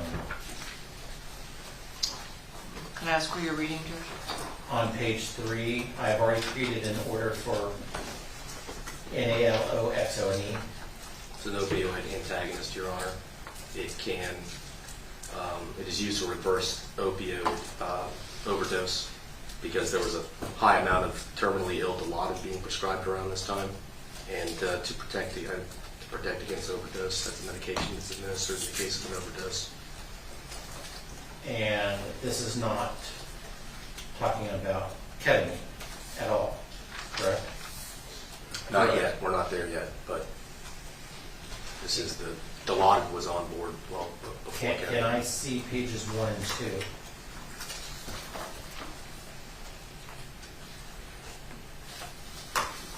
It's also known as Narcan. You may know it by its more common name.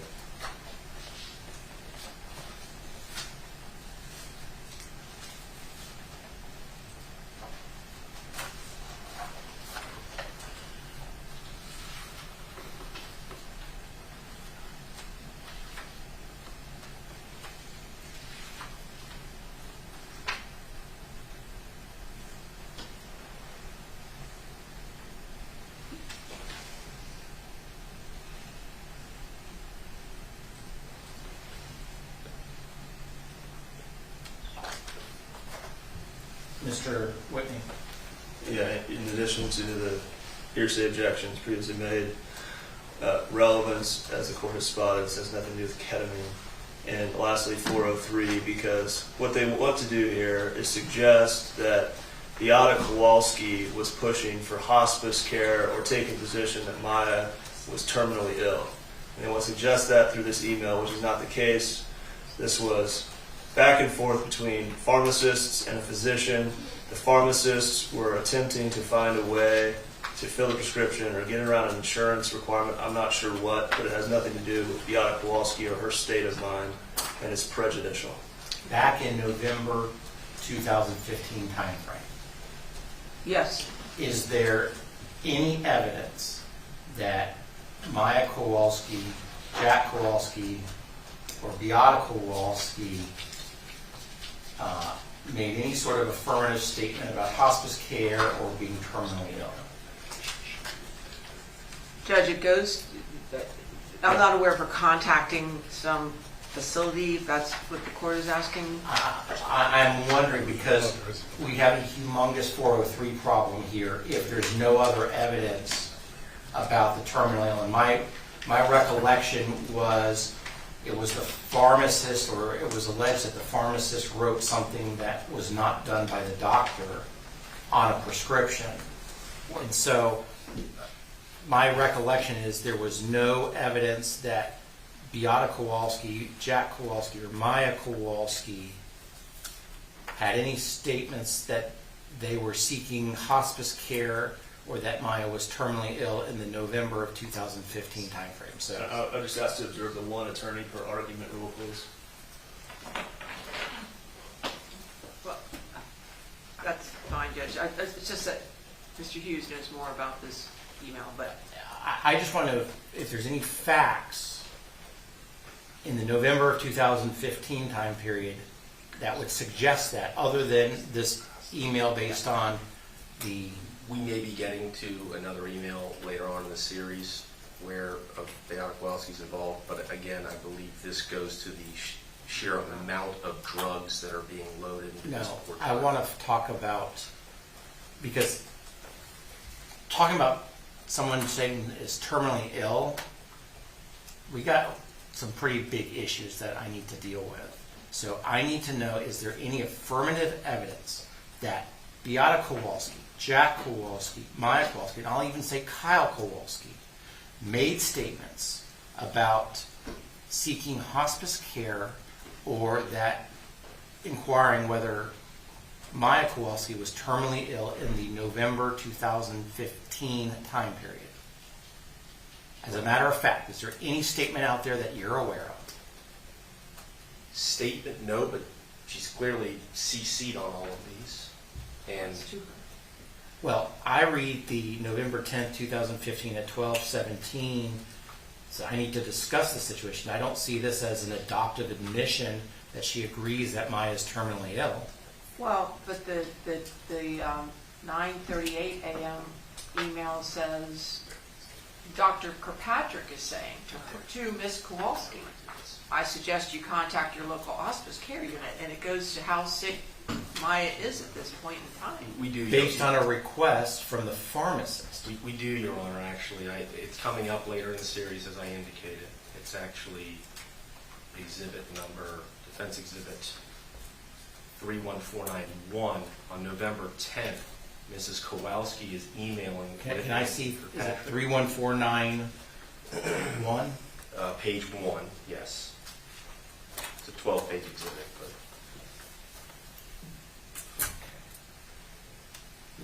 Where am I looking? you are looking on page 1, a little bit down, November 10, 2015, 12:17. Beata is asking Dr. Kirkpatrick whether they could discuss the situation of, quote, terminally ill. That's the same email we were just looking at, isn't it? It's the same. It's the exact same thing. Right, but you were asking, is there an affirmative representation from Ms. Kowalski regarding the terminally ill situation? All right, we'll go back to because this is the exact same email. November 10th, 12:17. Can you pull up the other one that we were just looking at? Yeah, it's the exact same email. Although the one you just showed me had a color. That is Ms. Kowalski writing to Dr. Kirkpatrick, basically saying, I'd like to discuss this terminally ill situation, see if we can reconsider that, so we can get more medication. No. This is an issue that unless you have affirmative evidence because of how this all comes up, because remember, we have the pharmacist writing something onto a doctor's script. Yes. That then the pharmacist calls the doctor. The doctor then responds to Beata Kowalski suggesting calling hospice. And then we've got Beata saying we need to discuss the situation of terminal. That is not an adoptive admission that Beata Kowalski is affirmatively saying that her daughter is terminally ill. So that issue is off the table. But that's not why we're introducing it, Your Honor. And actually, the sequence of events that happened here was that Mr. Schott and Dr. Kirkpatrick had a conversation. And during that conversation, Dr. Kirkpatrick authorized Mr. Schott to place on Dr. Kirkpatrick's prescription, patient is terminally ill, so they could get more Dilaudid than would otherwise be able to be filled. We are not talking about, because that's not a statement that Beata made, that Jack made, that Maya made, and even if that's true that Kirkpatrick made it, I think as a matter of 403, the unfair prejudice vastly outweighs any probative value. So I'm done talking about the terminally ill issue. So is there anything else that on this, we need, because it's not talking about ketamine. Yes, it isn't talking about ketamine, Judge, it's talking about a lot of medication. What if we redacted the terminal ill sections when we revisit this? Because we think it's important for the defense to show the amount of medication that is being requested and being ordered. And this is the law. This is So, one of the most potent. But the defense was requesting that we come back after we've redacted the emails to revisit this, because it shows a lot of heavy-duty drugs that they're giving this young lady in 2015, which is significant to the defense.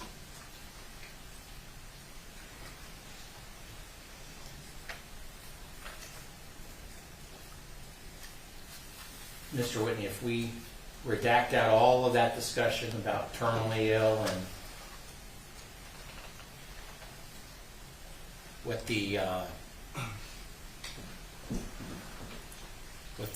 script needs to say. Well, I'm not sure where those redactions would leave us. Is the suggestion that we begin at the bottom of page 2 with James Schott's email to Anthony Kirkpatrick and then continue into the next couple of pages? And if so, I need to review those again. Well, perhaps, on page 1, you see the November 10th, 2015 Beata Kowalski. Yes. I forgot to ask that first 2 sentences, that first paragraph. Leave that in and then redact out the next 2 lines. Redact out. I would like to leave in the 4th line that says, "Thanks again for your time and understanding." Okay. Sure, redact out that third line. And then we have to redact below that the Dr. Kirkpatrick email. Yeah, and then redact the email before that from the pharmacist to... all the way to the end of it regarding hospice care and palliative care. Because that's all based on Dr. Kirkpatrick's understanding of what the pharmacist was suggesting, so it's all interconnected. I think the 938 email, all of that text would have to come out. And then the email at 8:50 a.m. on November 9th from Jocelyn Krager to Kirkpatrick would have to come out. Right. Judge, I think what we'd like to do, we're calling, is it Dr. Schott? Sure. Mr. Schott? Pharmacist Schott. We're calling the pharmacist Schott, and so I'd like to table this until we have his testimony, because I think... I am, if you're just going to start asking about this terminally ill issue, you're not going to talk about it unless we do a proffer ahead of time. We'll do a proffer, Judge. Understood. Understood. We'll do a proffer. We generally object to this approach, which is every time an email, the court's making a ruling to exclude an email or redact, then the defense withdraws to come back later and revisit it, and it's becoming...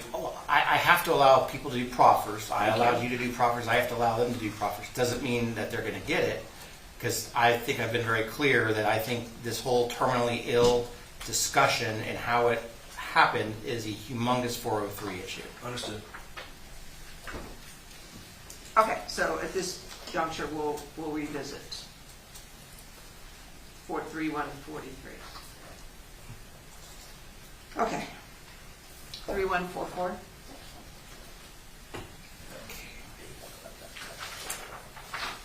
This is, Your Honor, day 1 of the coma, and it is Beata's writing it to herself.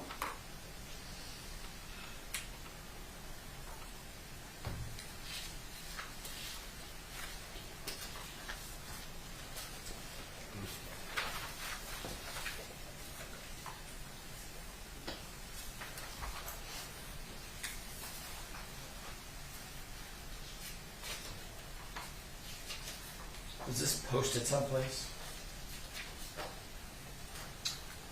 Some of this, or if I may address this, Sure. some of this does form the basis of the WordPress blogs, and I know the court wanted authentication, so we have here the email from Beata to Beata that she cuts and pastes into the blog, but at a minimum, we're seeking to admit the email that is her own writing. No one's This was produced to us from plaintiff's counsel in response to a request to reduce, so it's authenticated. From Kowalski's iCloud. Yeah.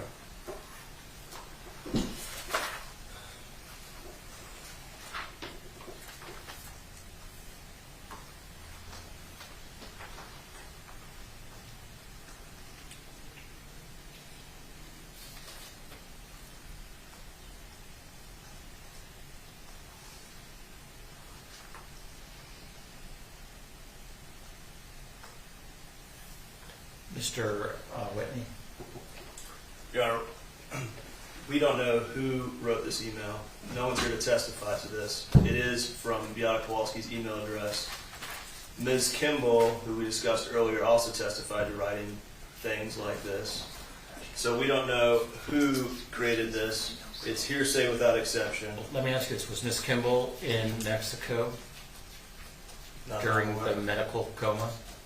I'm aware of. So, But they were in touch. well, it seems to me the whole purpose of hearsay is to keep things out when there's not a belief that it's reliable. This has very specific information, which presumably,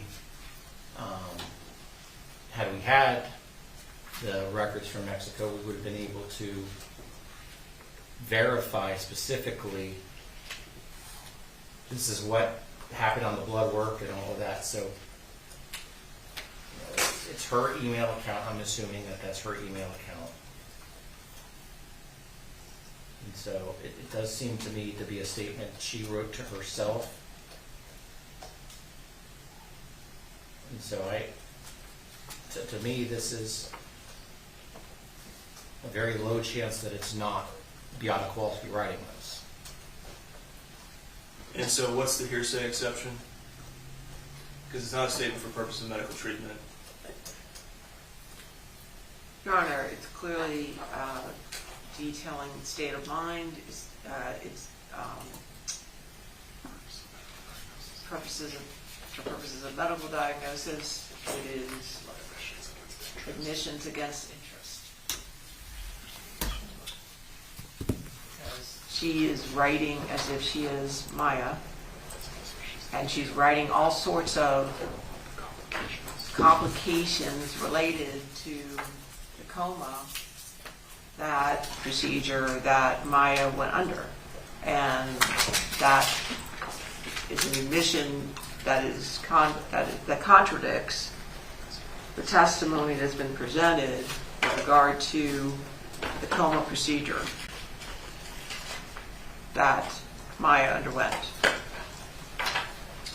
And the procedure is very high risk due to the fact that I have immunodeficiency, poor nutrition status.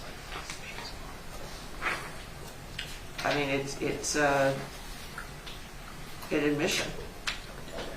And I believe statements of the decedent are admissible under party admission. But we have clear case law on that. Okay, well, let me back this out. Did anyone say recorded recollection? Because I think that one has to be offered by... No, we did not say recorded recollection, Judge.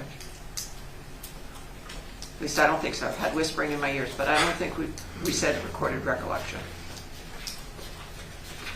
But this is an admission. It's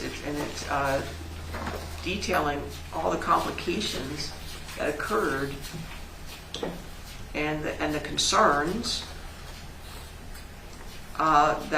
so the state of mind for sure, and it also shows all the complications, admission of that versus the somewhat rosy picture that's been portrayed to the jury of this coma that Maya underwent. Certainly not for purpose of medical treatment. Beata's not writing to the doctor.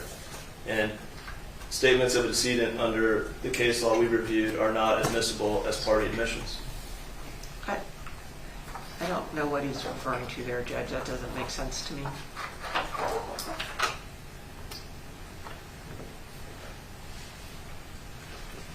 She's clearly a party. Statement being offered against the party.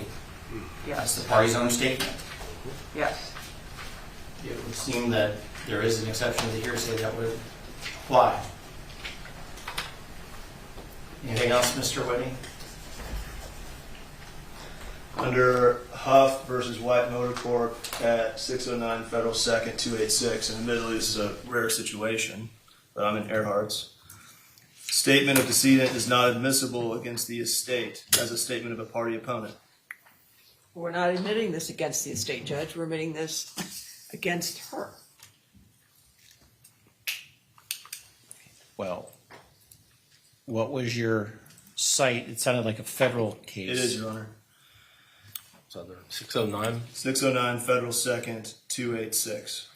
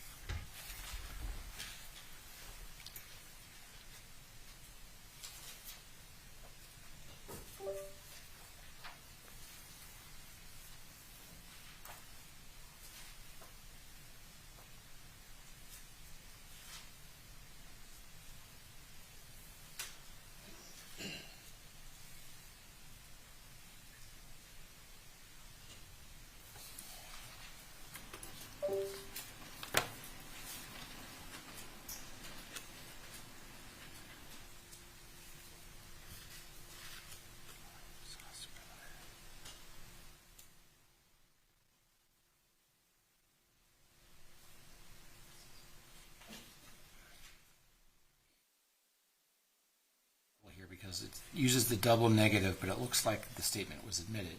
We hold that unless the declarant was not mentally competent when he made the statement, it should have been admitted under the so-called residual exception to the hearsay rule. I don't believe Florida has the residual exception to the hearsay rule. So I don't think that piece is applicable. What? I don't see how this case is any applicable.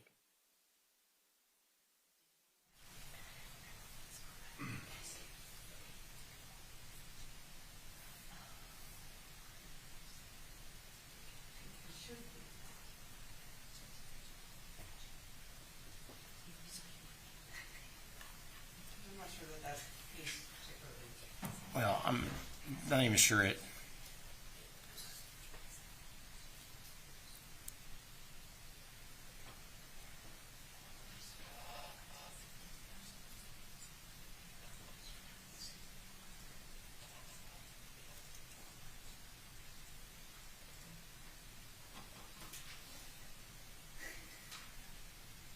the decedent in that case was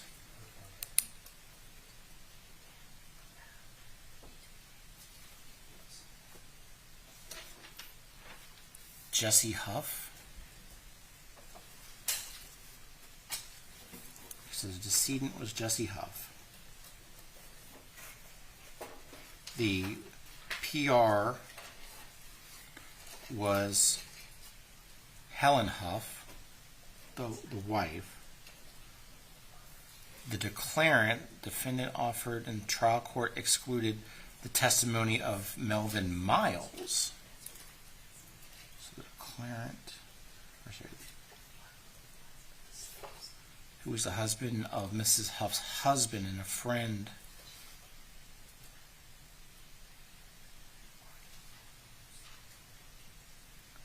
Huff gave the following description of how the accident occurred. So this is a person who heard the decedent say how the accident occurred.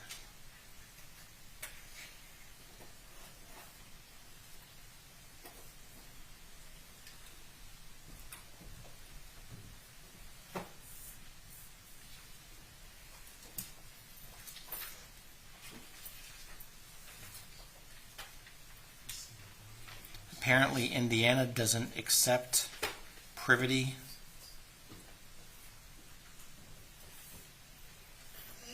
So, even if that were the case,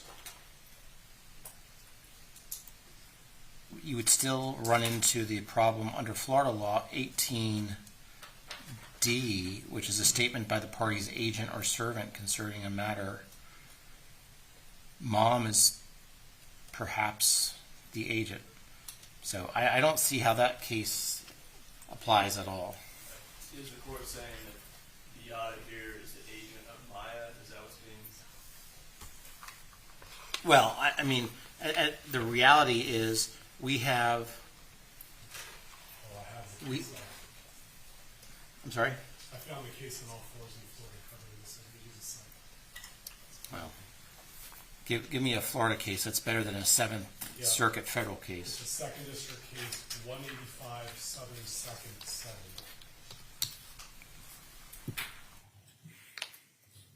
Ritter versus Brengle, Brengle. Yes, and about 2/3 of the way down, it says admissions against interest made by a person since deceased may be introduced against a person claiming under its succession to the deceased declarant. And then it cites a Florida Supreme Court decision from 1951. Can you give us the site again? Yes, sir. It's 185 Southern 2nd 7. Thank you. Okay, so I conclude that there is an exception to the hearsay rule that would apply for exhibit 3144. Understanding, I want to put one more thing on the record, which is that we'd object on relevance and 403 because this email is not relevant to our medical malpractice claims. There's no claim back against Fabre against Dr. Cantu. The hospital had no knowledge of this when they did what they did. So it's not relevant to anything that happened inside that hospital for 3.5 months.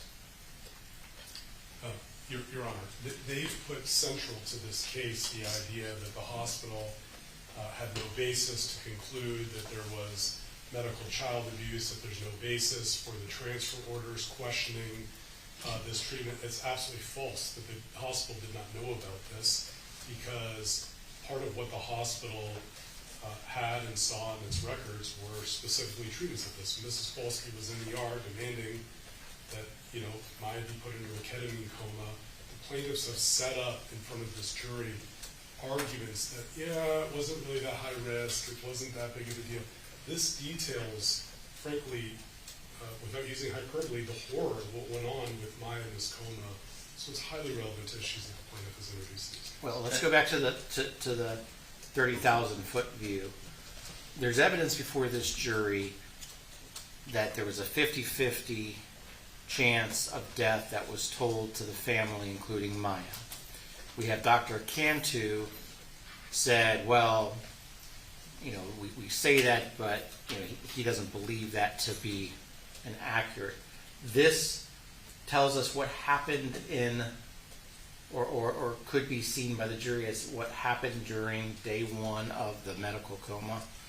There was evidence that was presented to the jury about the coma. There was videos. There was discussion about some lab work. I think there was some discussion that there was some difficulty during the procedure. Yes, So, recognizing all of that, Your Honor, the only thing that the hospital had knowledge of at the time is what was in their records. And that was a couple of lab results from Dr. Cantu. In order for this to be relevant, there would have to be either a Fabre claim against Dr. Cantu, of which there's no basis for that. They don't have an expert to even opine on causation in that regard. And nothing that the hospital did can be explained by what's contained in this email, because they did not know of it until 3 years into this litigation. So what they did in the fall of 2016 is unrelated to an email that's produced to them in 2019, 2020.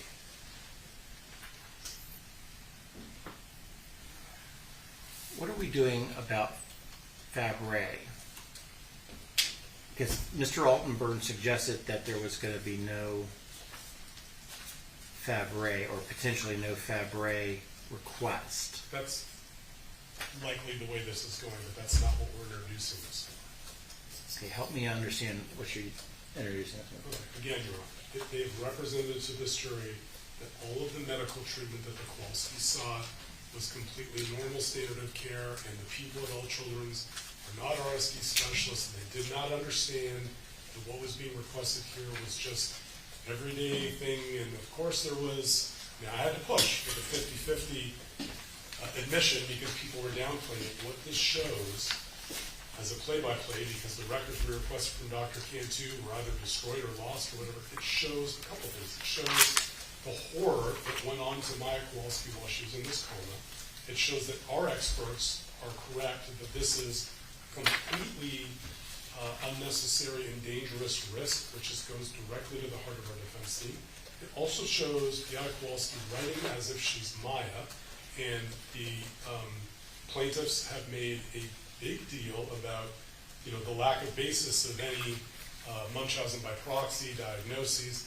This is in the file of Sally Smith as part of her WordPress blogs. It's also, I believe, referenced in Dr. Lewis's report. This goes right to the heart of everything that we're defending against, as the plaintiffs are putting on a case of, we were just seeking conventional treatments that you just weren't used to, and the ketamine coma was no big deal. We can't defend our case if we can't show exactly what the auto was writing in real time. It's an admission by a party opponent that's relevant. This has to be in order for us to defend ourselves. Well, let's walk through the counts. Doesn't go to false imprisonment, right? It does not go to false imprisonment. Doesn't go to battery. Well, it can go to, well, anyway. It would only go to false imprisonment to the extent that it corroborates what our doctors were trying to tell Beata and Jack Kowalski with, look, we'd like to talk to you about staying here because the treatments that you want, there's no question in the record that they were coming into the ER saying, we want to put Maya in a ketamine coma. And our doctors, as they testified, the nurses were shocked by this. And this corroborates what our doctors and our nurses were saying, which was this treatment that you're asking for is insane, so let's sit down, let's talk, let's have a real conversation, let's have you agree to the treatment plan. So this email corroborates exactly why our doctors had this thought. So it can go to that. Not sure I agree with the stretch there, but okay. Doesn't go to battery. Does not go to battery. I know that DV is under advisement relative to Maya for negligent infliction of emotional distress, but doesn't seem to go there, right? How about medical malpractice? Yes, it definitely goes to medical malpractice. Well, let me ask this, because medical malpractice focuses on the acts or omissions that occurred at Johns Hopkins All Children's Hospital. And whether we were right, and whether we were, because their whole claim, their whole basis, which we think obviously we disagree with, but their whole claim is you stopped the standard of care treatment that Maya Kowalski needed, and as a result of this, now Maya Kowalski somehow, because you wouldn't give her the proper treatment, Maya Kowalski somehow is somehow worse off with relapses and remissions going into the future and a 20, 30, 50, $80 million care plan.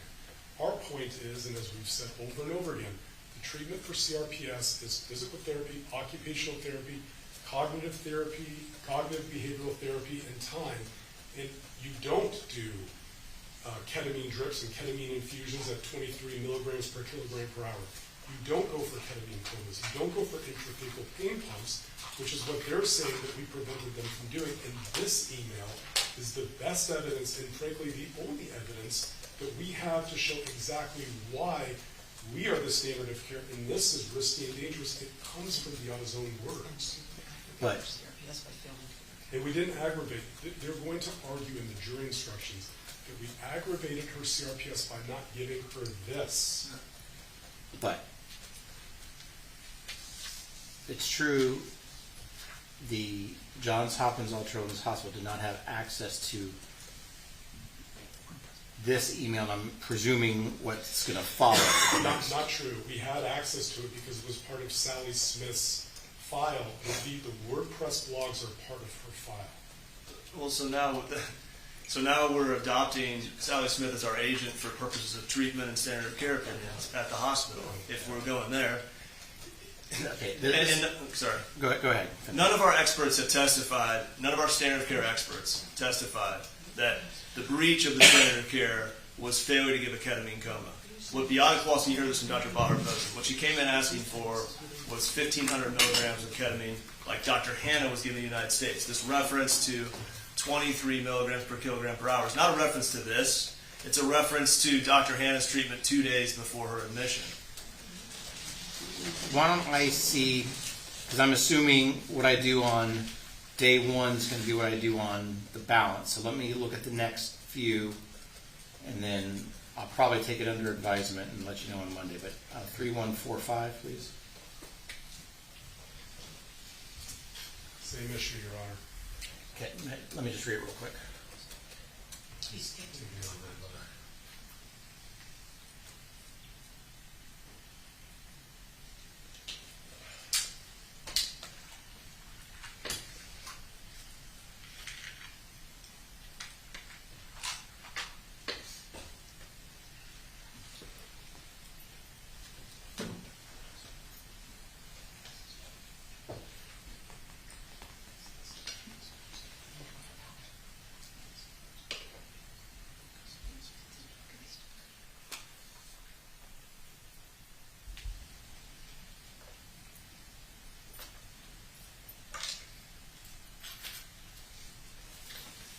Anything that we haven't already said with respect to day one with this day two email? Well, again, I also want to point out that Beata Kowalski is writing as if she's Maya, and they have squarely put in front of this jury that we would never agree to these transfer codes because one of the diagnoses is on there, and Dr. Newberger was read into the record saying that diagnosis was medical malpractice. They're going to argue this. This goes directly to the suspicion of Munchausen by proxy as a mother writing as her daughter. So it also goes to that in addition to the prior statements that we used to. Your Honor, it cannot go to a suspicion of Munchausen by proxy in 2016, October 7th through the 20th of 2016, when it was not in their possession. It wasn't known to them. What she wrote with respect to thank you God and appreciate it Jesus has nothing to do with a Munchausen by proxy inside that hospital in 2016 because they didn't have it. We did have it.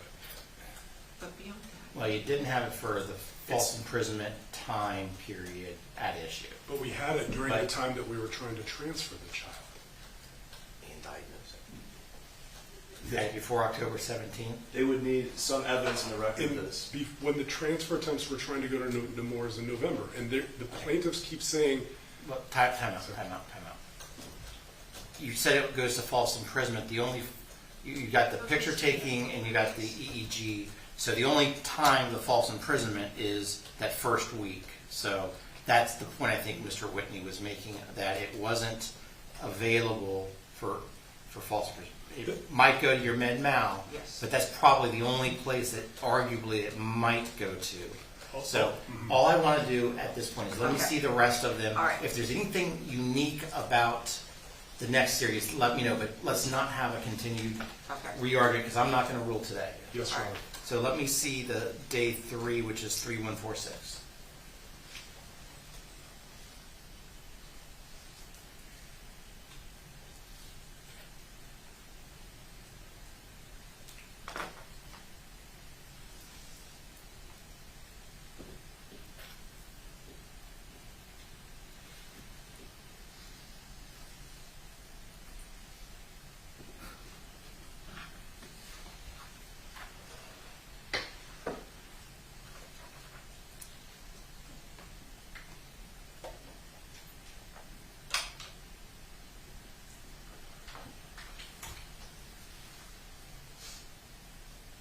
Let's go to the next one, which is 3147.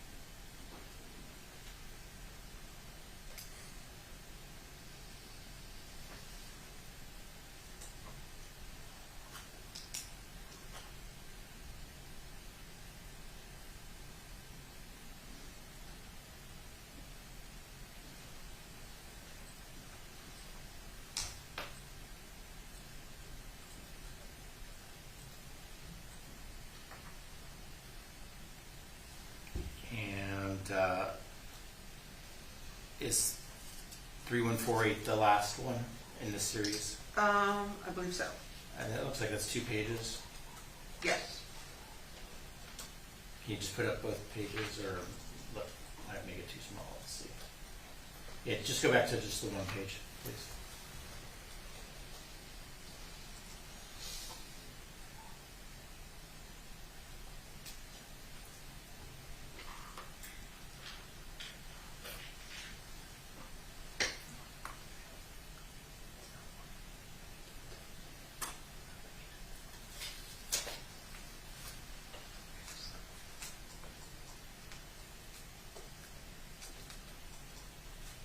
I would add one more basis when you're done, Your Honor.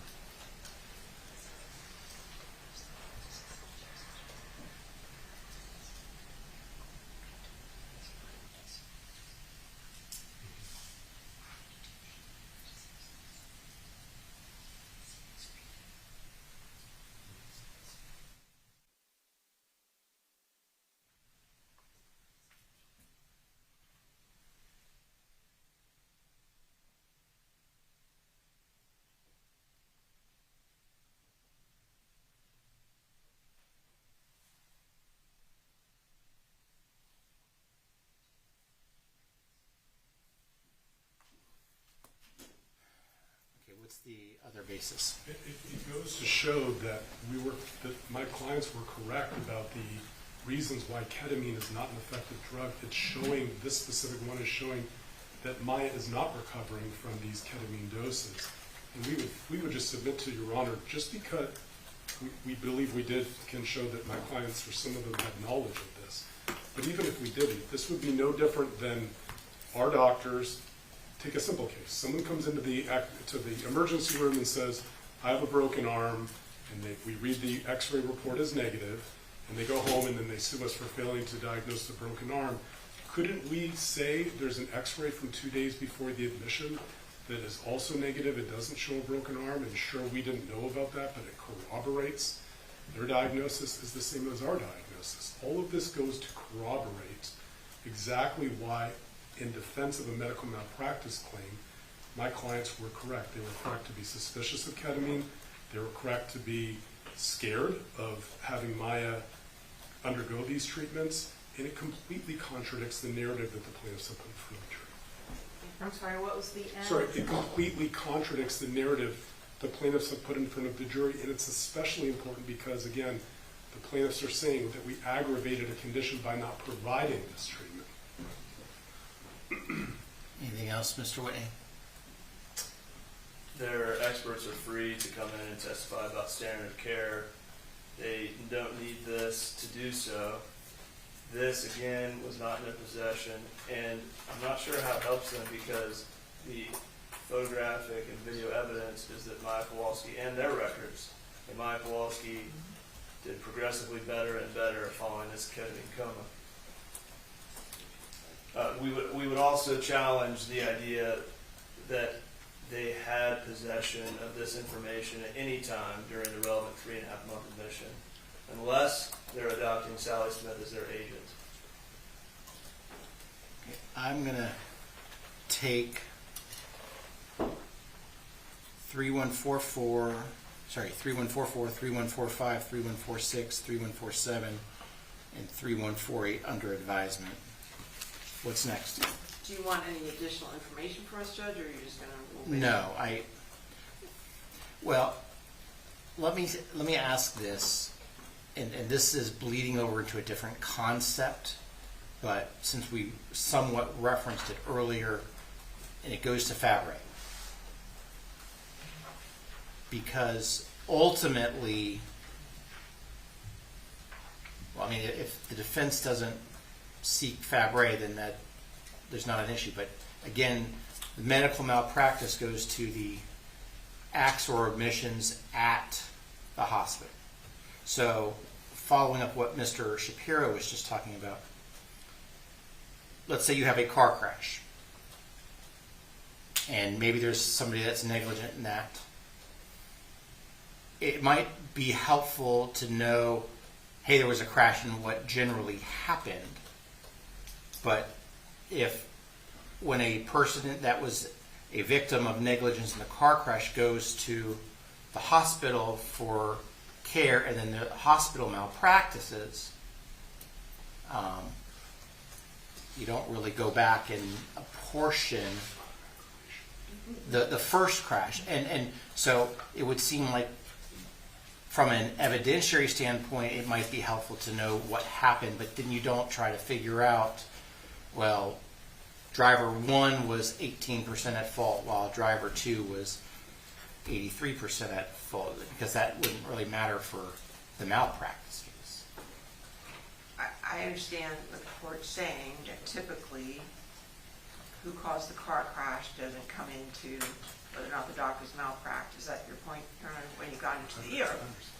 Yeah, but again, given this is a very unusual case, and given this scenario that the jury's presented, this type of evidence specifically goes to rebut their position that our failure to give her ketamine, which is their position, that we stopped the ketamine protocol, aggravated her CRPS to the tune of a permanent aggravation. But let's be specific. Ketamine in the amount that was given in Mexico is different than a lesser dose. And this jury's already been told multiple times that the dosage of ketamine in the amount that occurred in Mexico is not available in the United States. So, because let me give you an example. Mr. Tremp took the witness stand. This is also why this is relevant. Mr. Tremp took the witness stand, and it was memorable. I'm sure you remember because we got into it. She was a freight train heading to college. This ketamine was all working, and because you didn't give her the ketamine, she's now a wreck and can never do X, Y, and Z. These records go exactly to my cross-examination of Mr. Tremp, and the jury needs to see them because the only picture they've gotten from the plaintiff is, and especially with their expert relying on it, from everything I've seen, Maya Kowalski was happy, healthy, and thriving with ketamine. these words from Beata, a first-hand witness to what exactly was happening to Maya during ketamine comas, is essential for the defense to be able to rebut the information that Mr. Tripp is showing, that this freight train heading to college was actually near death on a table in Mexico because of the treatments that they put her through then, and they continue to advocate in even higher doses at Dr. Hanna's office. And that's exactly the point. I mean, he was giving 3 to 7 milligrams per kilogram per hour in an intubated session. Dr. Hanna was giving 23 milligrams per kilogram per hour, and we need these records to be able to say that this is what ketamine does to somebody, not this rosy picture of what the plaintiffs are showing. You get a couple doses of ketamine and then you're swimming in the pool. Yeah, and they're asking for over $5 million in ketamine as a reasonable, as a necessary treatment, and we need these to be able to tell the jury, no, this is what ketamine does to a child. So it goes to damages, it goes to medical malpractice, it goes to aggravation, it goes to state of mind, it goes to a number of relevant issues. And I said I will take it under advisement. I in a moment, but I continue to struggle. I feel like we're almost on a collateral issue. I understand where Your Honor says, to us it's the heart of the case. That's all I can tell you. Just on this point about this being relevant to Mr. Tripp's testimony. Specifically, the $5 million in ketamine that Mr. Shapiro just referenced is not for recurrent ketamine comas.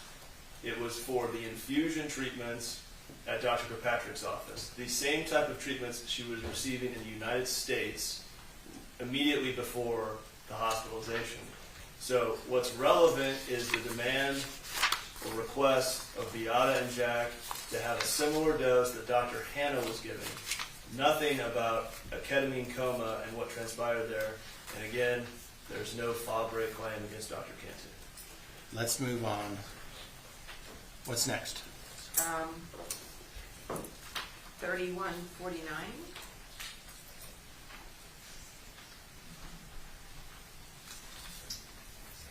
There's actually 12 of them. It's her advising Dr. Kirkpatrick of... Isn't this similar to the one that we just ruled on? Yes. Yes. I think we're... The terminally ill stuff, you've... No, I don't think this... It is. Oh, it is. Okay. I thought it was... Oh, yes. So no, it's in 25. We're going to revisit that Let's on revisit it. Proffer. Yeah. 3150. Oh, we must have skipped one, Judge. This is coma day 6. Somehow it got... Let me just see it. Yeah. Let's not have any argument on it. And Right. it'll be taken under advisement. Yeah, I just think we... Yes, this belongs in that same grouping, Judge. 3151, Clint. Thank you. No, I think that's day 6, so that's... Is this still 3150?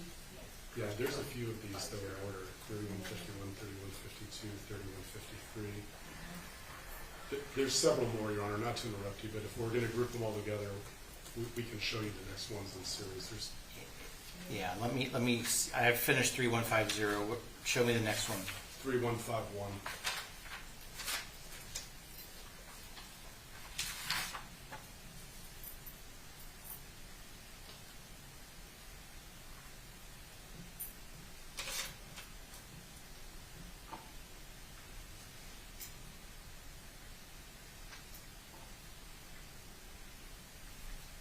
What's next? 3152.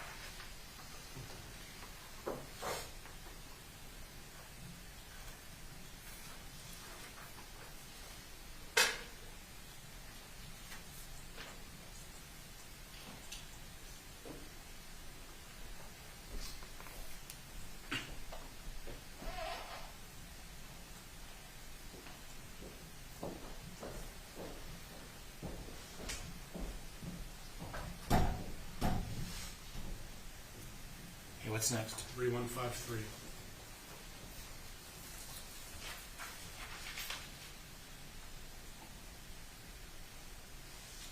What's WC?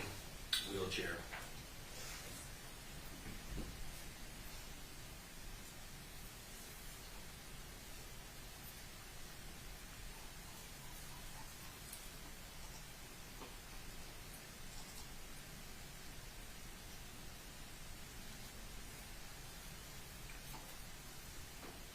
I mean, this one doesn't seem to discuss anything about medical, so We'll agree. 3153 will be out. 3154. This looks like the same email. Oh, I apologize. Is it 3155? So 3154 is out as well. Sorry, I think 3153 was the one that I misstated. Clay, will you go back to 3153? Oh, sorry, 3153 and 3154 are the same? Yeah. Okay, so 3153 and 3154. Okay, so the transcript's clear. 3153 and 3154 are not admitted. 3155 relate to the ketamine boosters.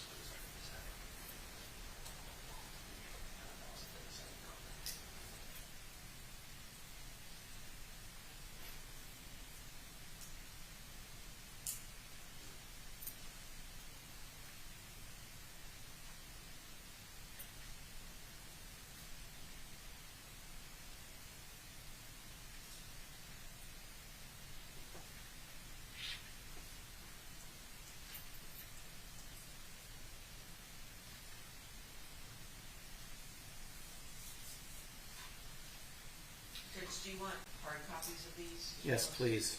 Yes? Yeah, if I can take them home tonight. Okay.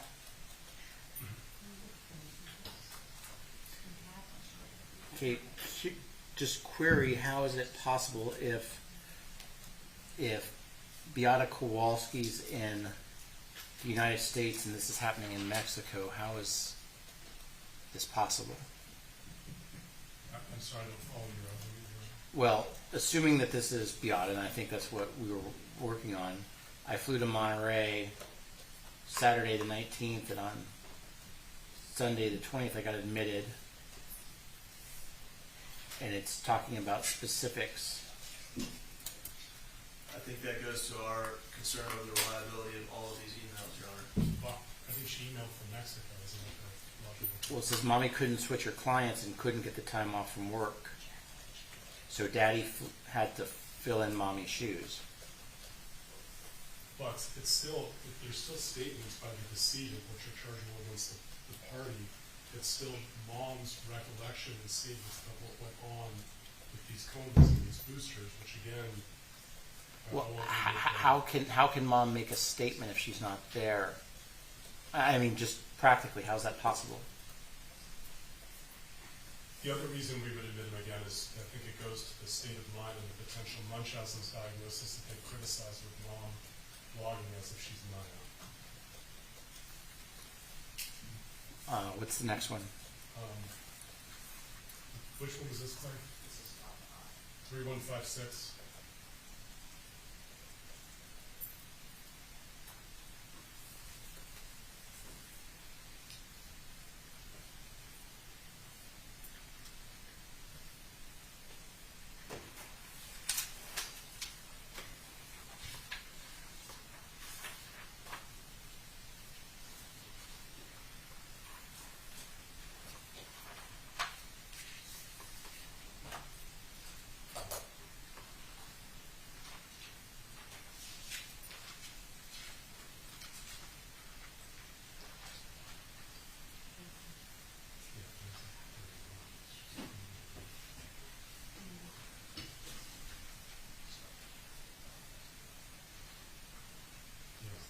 Well, again, I mean, this refers to mommy being in the United States while all this stuff's happening in Mexico.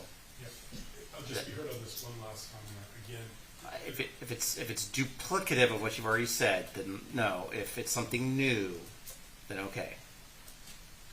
Is it anything new? I think I've already made the point about the Munchausen diagnosis. Yeah. Okay. Okay. Now, and for the sake of expediency, Your Honor, There's about 30 of these. Do you want them all printed out and given to you rather than going through them one by one? It's up to you. Yeah, that's probably better. I just don't want to keep you here later than you want to be. And many of those that are to come, Judge, are not in Mexico. They are stateside, and they're monthly updates that provide the foundation and baseline leading up to the 2016 admission issue. And so you'll be able to print those out in a few minutes here? Yep. Printing as we speak. Okay, so let's go on to the next one that is not in this series. Yeah, That I'm trying to figure that out, Judge.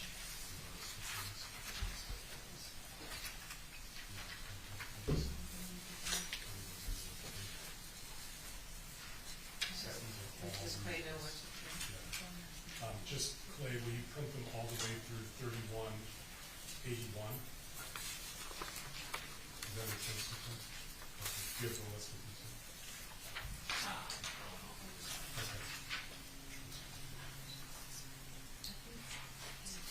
I'm just looking at your list here. It looks like 3172 might be different type of thing. We'll pull it if it is. I'm just saying we might want to address it now. Okay, sure. Yeah. I know you're printing. Can you also pull up 3172? Yes, I'm sorry. I didn't know if you could do both. or Mr. Reyes could also probably pull up exhibits. We have it up there. All right.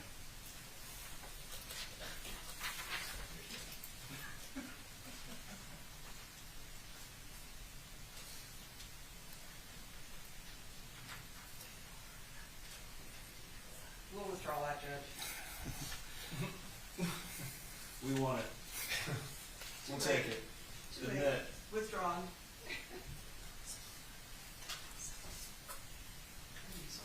So 3172 has been withdrawn by the That's correct, Your Honor. defendant.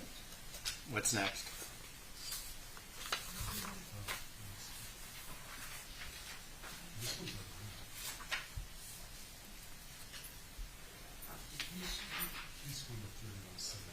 I think 3175 is also perhaps not part of the series.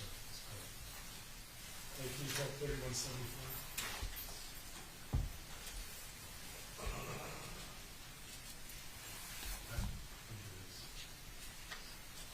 Oh, I'm sorry. It says on your sheet here between Biad and Dr. Cantu. Yeah, just say that. That's not It's Biad to herself. It should be Well, maybe try 3176 because that also has. Okay. This looks like an email with Dr. Cantu. Oh, yeah. This one. Is that it? I think this has already been shown. We had a discussion about it because the judge. Madam Clerk, is 3176 in evidence?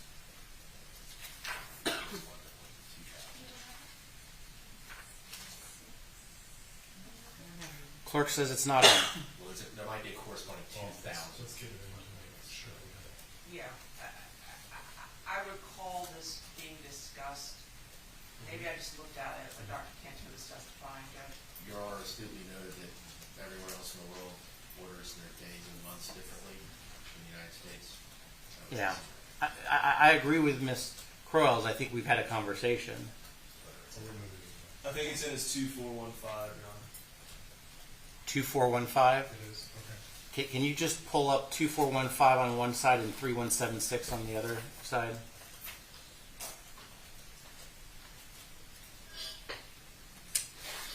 Yeah, it looks the same. Okay, so 2415, let's just make sure that's in. Clerk is saying yes, so we don't need 3176? Yes. Okay.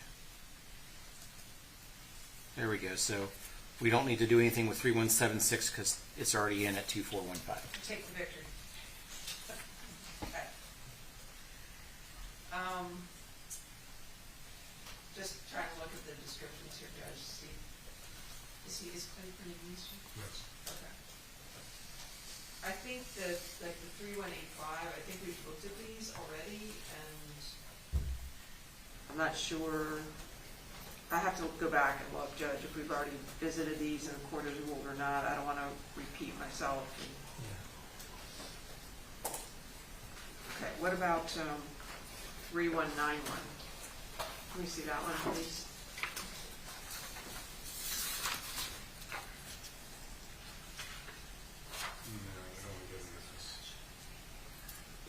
No, we We'll don't want take to do it. this. No, we'll withdraw this. Take that bond paragraph in isolation.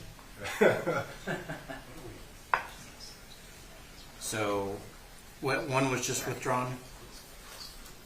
Yeah, well, What- Judge, I think we need to look at, I'm sorry, What number was just withdrawn? 3191, Your Honor.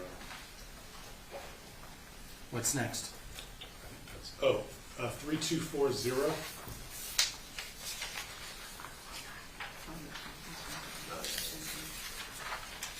The Daisy Award?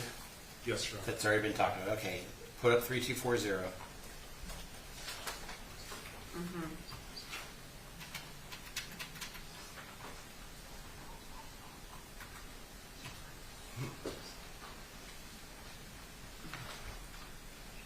Any objection? No, Your Honor. 3240 is in.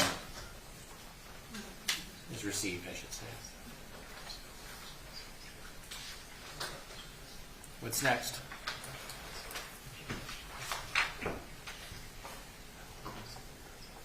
Judge, I think that's all we can address without, We're going to go back through these, and if there's any more, we'll let you know, but I think that's going to be almost everything we're going to try to.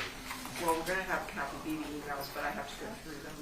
Well, let me just, my understanding was this was supposed to be a relatively comprehensive list. I'm sorry. So next week, we're not going to expect lots of new exhibits that are not on this. Well, I think, Judge, like the Kathy Beebe emails are 800 pages.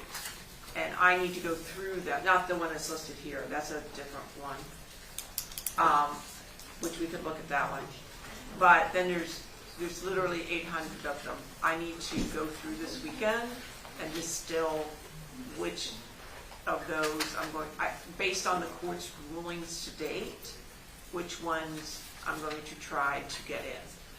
So there will be some, she's not testifying Monday or Tuesday. So we can deal with that. With the court's indulgence on that.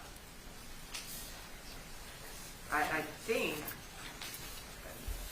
that's pretty much it. Yeah, because the rest were WordPress blogs, but I think that WordPress blogs are verified by the underlying emails that you're taking under advisement if your honor is concerned about the WordPress blogs were authenticity. So if you're going to let in the underlying emails, that's going to answer our question, or vice versa. So. And just so you're aware too, Your Honor, the WordPress blog is effectively stops in December of 2015, so a lot of the emails, the tranche you're getting into 2016 would not be in the blog itself.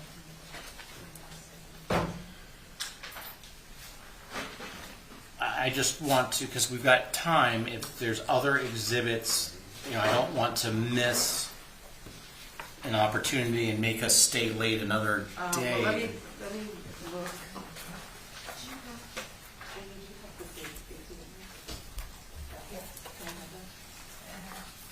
Well, I didn't see if there's any others that we need to address in the court.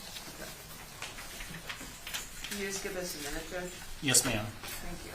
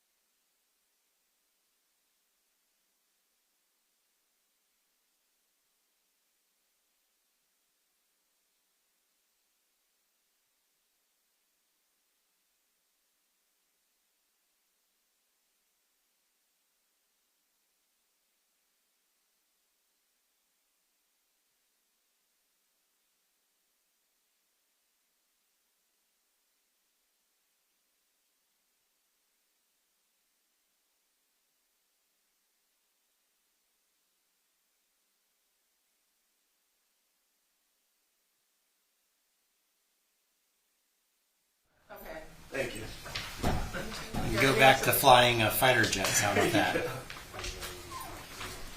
We have some photos we could look up, Judge. Okay, thank you. What number? 3225.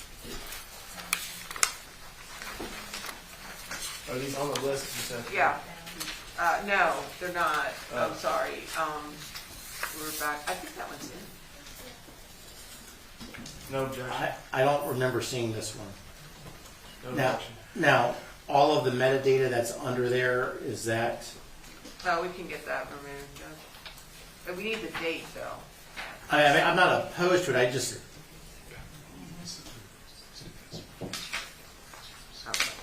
We might have to object to the username of Raspberry Shopkins. I don't know if she still uses that. well, can we,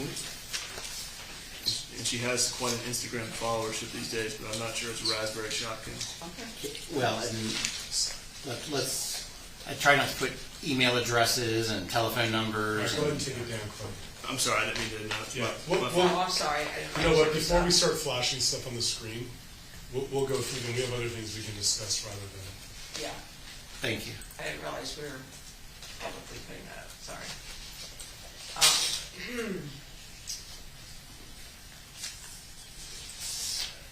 This is.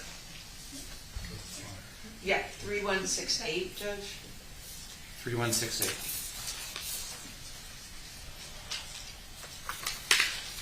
This is in March of 2016.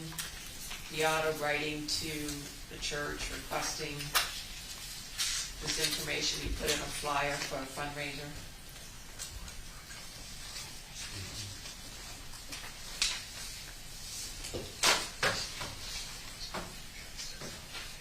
Seeking money for more ketamine booster infusions.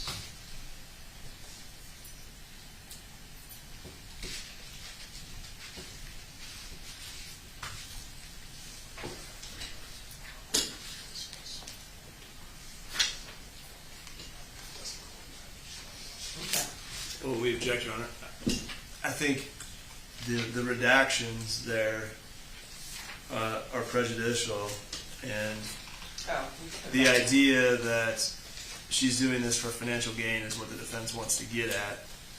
So there's no way to do this. Well, part of the Munchausen diagnosis or theory is that a parent's doing this for ulterior motive. So they want to argue that Beata Kowalski is putting her daughter through all of this because she can make a few $1,000s.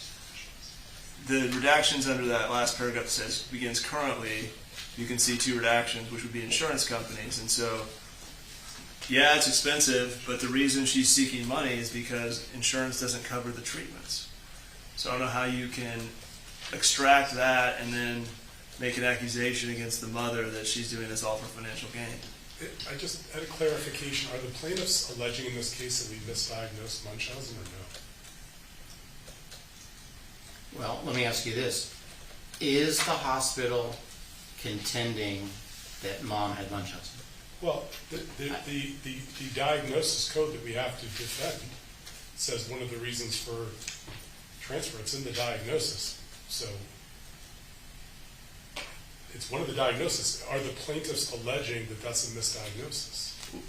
Because I've been unclear as to whether the defense agrees that whether she does or does not have CRPS.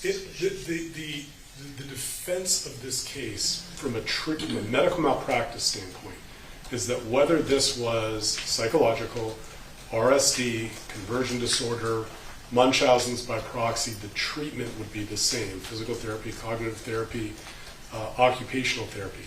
What I'm asking the plaintiff is the plaintiff alleging that the Munchausen diagnosis was wrong, that we committed medical malpractice by having that appear in our record, that we committed medical malpractice by having that on the transfer code, that it goes to that because of that allegation that pushed Beata to some type of intentional infliction of emotional distress?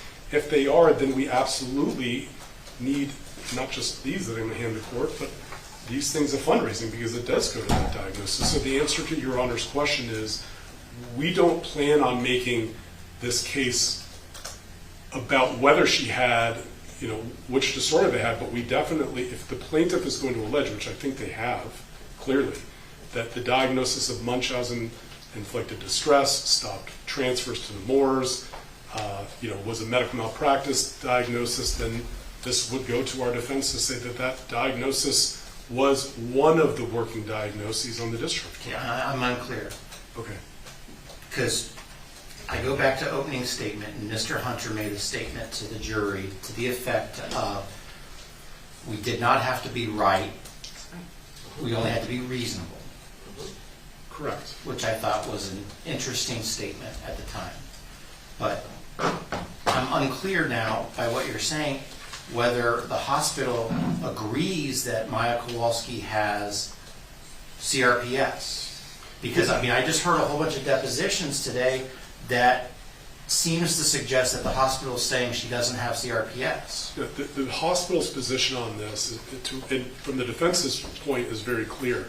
The diagnosis of CRPS is questionable. Whether she has it or not is subject to debate because there's no test to rule it in. There's no test to rule it out. It's a syndrome. It's not like you can take a blood test and say that you have CRPS the way you could say you have leukemia. But from the All Children's point of view, whether she had CRPS, whether she had psychosomatic pain, conversion disorder, or whatever the new language was that you heard from the doctor, the medical treatment for this is the same: cognitive behavioral therapy, physical therapy, occupational therapy, all of which we provided, and all of which, to the extent we could not provide, we were trying to transfer to other institutions that had a higher level of care for this. Yeah, I think that you can see in the discharge, if it's on the admission diagnosis, we provided treatment for her if she would have had it. It's also on the discharge. CRPS is on the discharge diagnosis as a can't rule out. So the hospital's position on this, I don't think should not be unclear to this court or to this jury. We are not taking the position that Maya never had CRPS. It was a diagnosis that we considered, we respected, we provided treatment for, just the same as if she had a psychosomatic disorder. And on the discharge diagnosis, it says it couldn't be ruled out. So if that answers the court's specific question about what our position is on CRPS. There's just not a blood test for this that we can say, yes, she had it, or no, she had it. I heard what you're saying. I'm not sure I think it's a clear answer, but I hear and I appreciate the line you seem to be trying to walk, but I'm not sure I totally understand it being a clear answer. I'll try to give it to you in 10 seconds. To the pain management team, it didn't matter. The treatment for, and Dr. Elliott has testified to this, our pain management team testified to it. I think the ICU doctors, I thought, testified to it, but our pain management people will testify to this. The treatment for RSD/CRPS is exactly the same treatment as cognitive behavior, as conversion disorder or any psychosomatic, or I think it was called central sensitization disease. It's cognitive, physical, occupational therapy.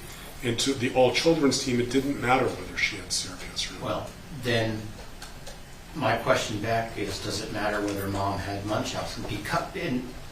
Because one, Johns Hopkins All Children's Hospital has taken the position that it's in a children's hospital, it's not an adult hospital. It did not seek to provide any care and treatment. There's certainly evidence that's been adduced that this is a diagnosis that would impact Viata. Frankly, I'm struggling to see how it goes to what type of care for CRPS that the hospital did or did not provide to Maya, and the focus is on Maya for medical malpractice. So that, I'm struggling with why we're spending so much time on it when it doesn't seem to be an actual issue in the case. Only because the plaintiff has injected this into the case, saying that your diagnosis of Munchausen by proxy or as a reason for the transfer is the reason we couldn't accept the transfer, and it was a negligent diagnosis. Your diagnosis of Munchausen by proxy caused intentional... Correct me if I'm wrong, but I don't think the basis of medical malpractice is the diagnosis that precluded a transfer. Is that, am I misunderstanding the case? that specific question, whether the listing of Munchausen by proxy on a transfer diagnosis is not the basis for a malpractice claim, that was first an issue raised in this case by the defense when they attempted to claim that effectively Jack and Beata had been unreasonable for not accepting that psychiatric diagnosis in that transfer, and it was on them for not accepting the transfer to Nemours. Then we get testimony that Nemours doesn't in fact have a CRPS inpatient program, and Ms. Beatty lied on the phone to Beata Kowalski, and it was a psychiatric diagnosis they were trying to transfer her for. Let me stop you because I need to understand.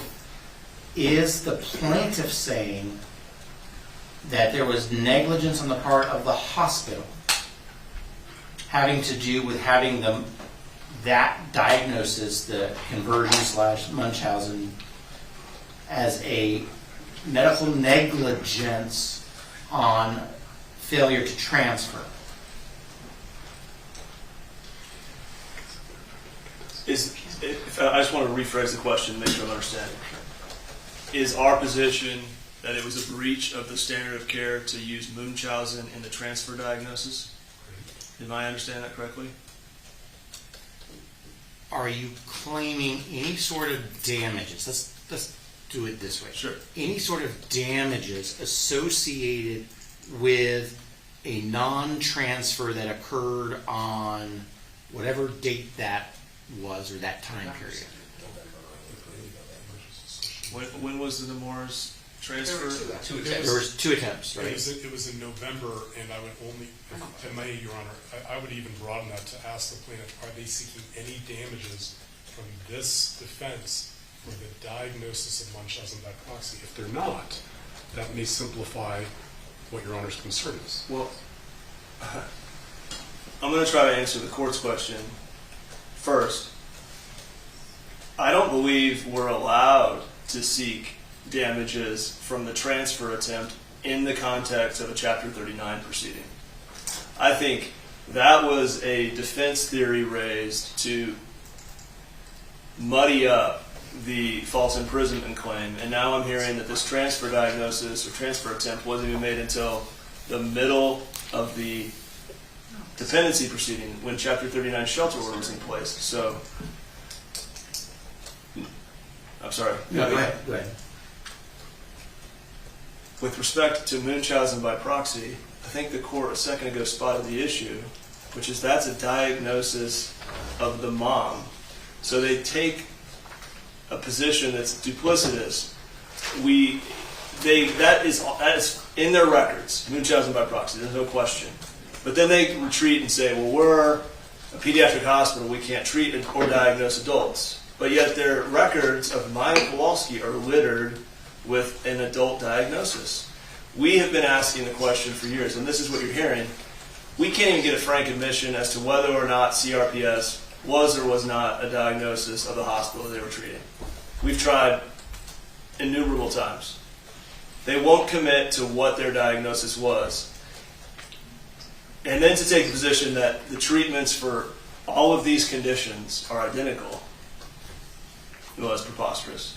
But secondly, if that's true, our breach of standard of care, Dr. Duncan testified to this. If you're taking the position that all of these conditions, no matter what they are, require cognitive behavioral therapy, and you provide 3 hours of cognitive behavioral therapy over the course of a 3.5-month admission, we can go with that for the moment, and it's a breach of the standard of care no matter what diagnosis they ultimately land on, but they won't land on one. Well, with respect to the first attempt transfer, the one in October that occurred during the period of time for the claim of false imprisonment, it seems to me whether mom had Munchausen or not is not the issue. Because the evidence, the issue is mom didn't want to sign the form because of that diagnosis. So even if the plaintiffs, or even if the defense said, well, mom had Munchausen, that doesn't change the fact that mom wasn't going to sign the form. And so that doesn't go to the question of false imprisonment. Right, the form was. So how does it go to Maya's medical malpractice claim or any claim that's actually remaining in this case? Okay, to correct, that transfer attempt was in November, but I would just reiterate this. The first one was October. The first one was October, but the form was for a November transfer. Okay. But all that being said, I think I see exactly what the court's question is, so I would ask it again. Are the plaintiffs seeking damages from my client for any of the counts for what they're alleging is a miss or a false diagnosis of Munchausen by proxy? If they're not, if we have a stipulation from the plaintiff, we're not seeking damages from you for the diagnosis of Munchausen by proxy, then I don't have to put on a case about why that diagnosis was correct. So I turn to the plaintiff and ask him that again. What I want is I want the defense team to huddle inclusive of Mr. Hunter and the plaintiff's team to huddle inclusive of Mr. Anderson. I want you all to talk about this issue. It's both what Mr. Shapiro was just saying, but I also think it goes to the question of whether the hospital is going to contend or not that Maya has CRPS. Because, I mean, I hear what you're trying to say, but sitting here, it doesn't seem to come across pretty clear as far as the evidence that you're presenting. If we get to the point where there's an agreement as to the plaintiffs are not seeking damages, and I'm not saying that they have a valid claim, but for this exercise, if they're not going to seek it, and you agree that they're not, since they're not seeking it, we don't have to deal with it, it seems like a lot of this issue goes away. I totally agree. Totally agree. So, okay, we'll huddle. You need to huddle, and I really want to know on Monday the outcome. But I also want to know if the hospital has a more clear statement as to whether Maya Kowalski has CRPS. Okay, I thought I announced it, but I'll try to synthesize it. It might be that you're just going to go with what you went with, and that is what it is. Okay, thank you, Ron. But let's go back and sharpen our pencils and look at the actual claims that are in this case. And knowing that I've knocked out a whole bunch of claims, both before trial and during this trial. It goes to the same issue.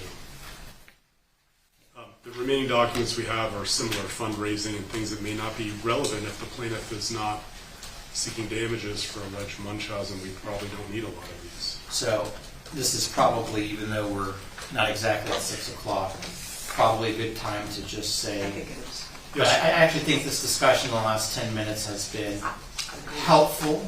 Now, my hope is that the lawyers that are here can go talk to the lawyers that are not here and see if we can come to some sort of agreement. Yes, we appreciate the court's guidance, Your Honor. What time on Monday? Oh, Your Honor, may I approach? I have the compendium. Great, thank you. Thank you.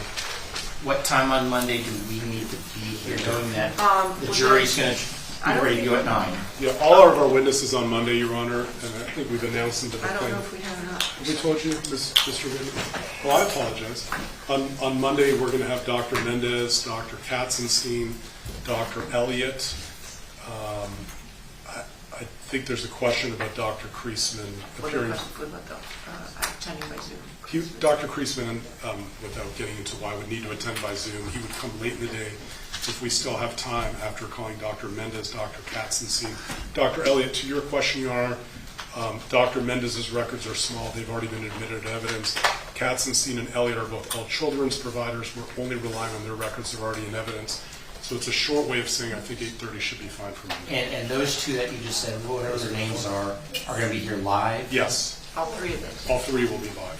And the fourth one, Dr. Kriesman, he's an all children's provider. He would be by Zoom, but again, the same records as just all children's records. Mr. Whitney, did you get the list down? Yes. Okay. So I go back to the question of what time do we need to be here on Monday. I think 8:30 is fine because we're not looking to introduce any exhibits not on, that haven't already been admitted for those witnesses. 8:30. So we have filed our depositions of the experts that were deposed on the defense side for the court's consideration of our motion. We also still have a motion for a curative instruction that's pending, so maybe we can take that up Monday morning. The motion on your experts, are those any of the people that are coming on Monday? No, Your Honor, but if they're filing one against, what, our experts can be coming that week, and so. Well, my immediate question was what time on Monday, so it sounds like 8:30 is the time we need to be here, 8:30 on Monday. And I do want to have a report back of what that conversation we were just having the last 10 to 15 minutes. And remind me to address this question for instruction, and then we'll go from there. There was just a housekeeping technology matter that I think Clay wanted to address about Zoom. I'll turn the table over to him. We talked to Mike about it, just with the screen sharing issue. I think Mike figured it out. I stand corrected. So there's nothing I need to do? I don't believe so. On Monday morning, that might change, but there's so far I think we're okay. Everyone have a good weekend. We'll be in recess until Monday morning at 8:30. Have a good weekend, Your Honor.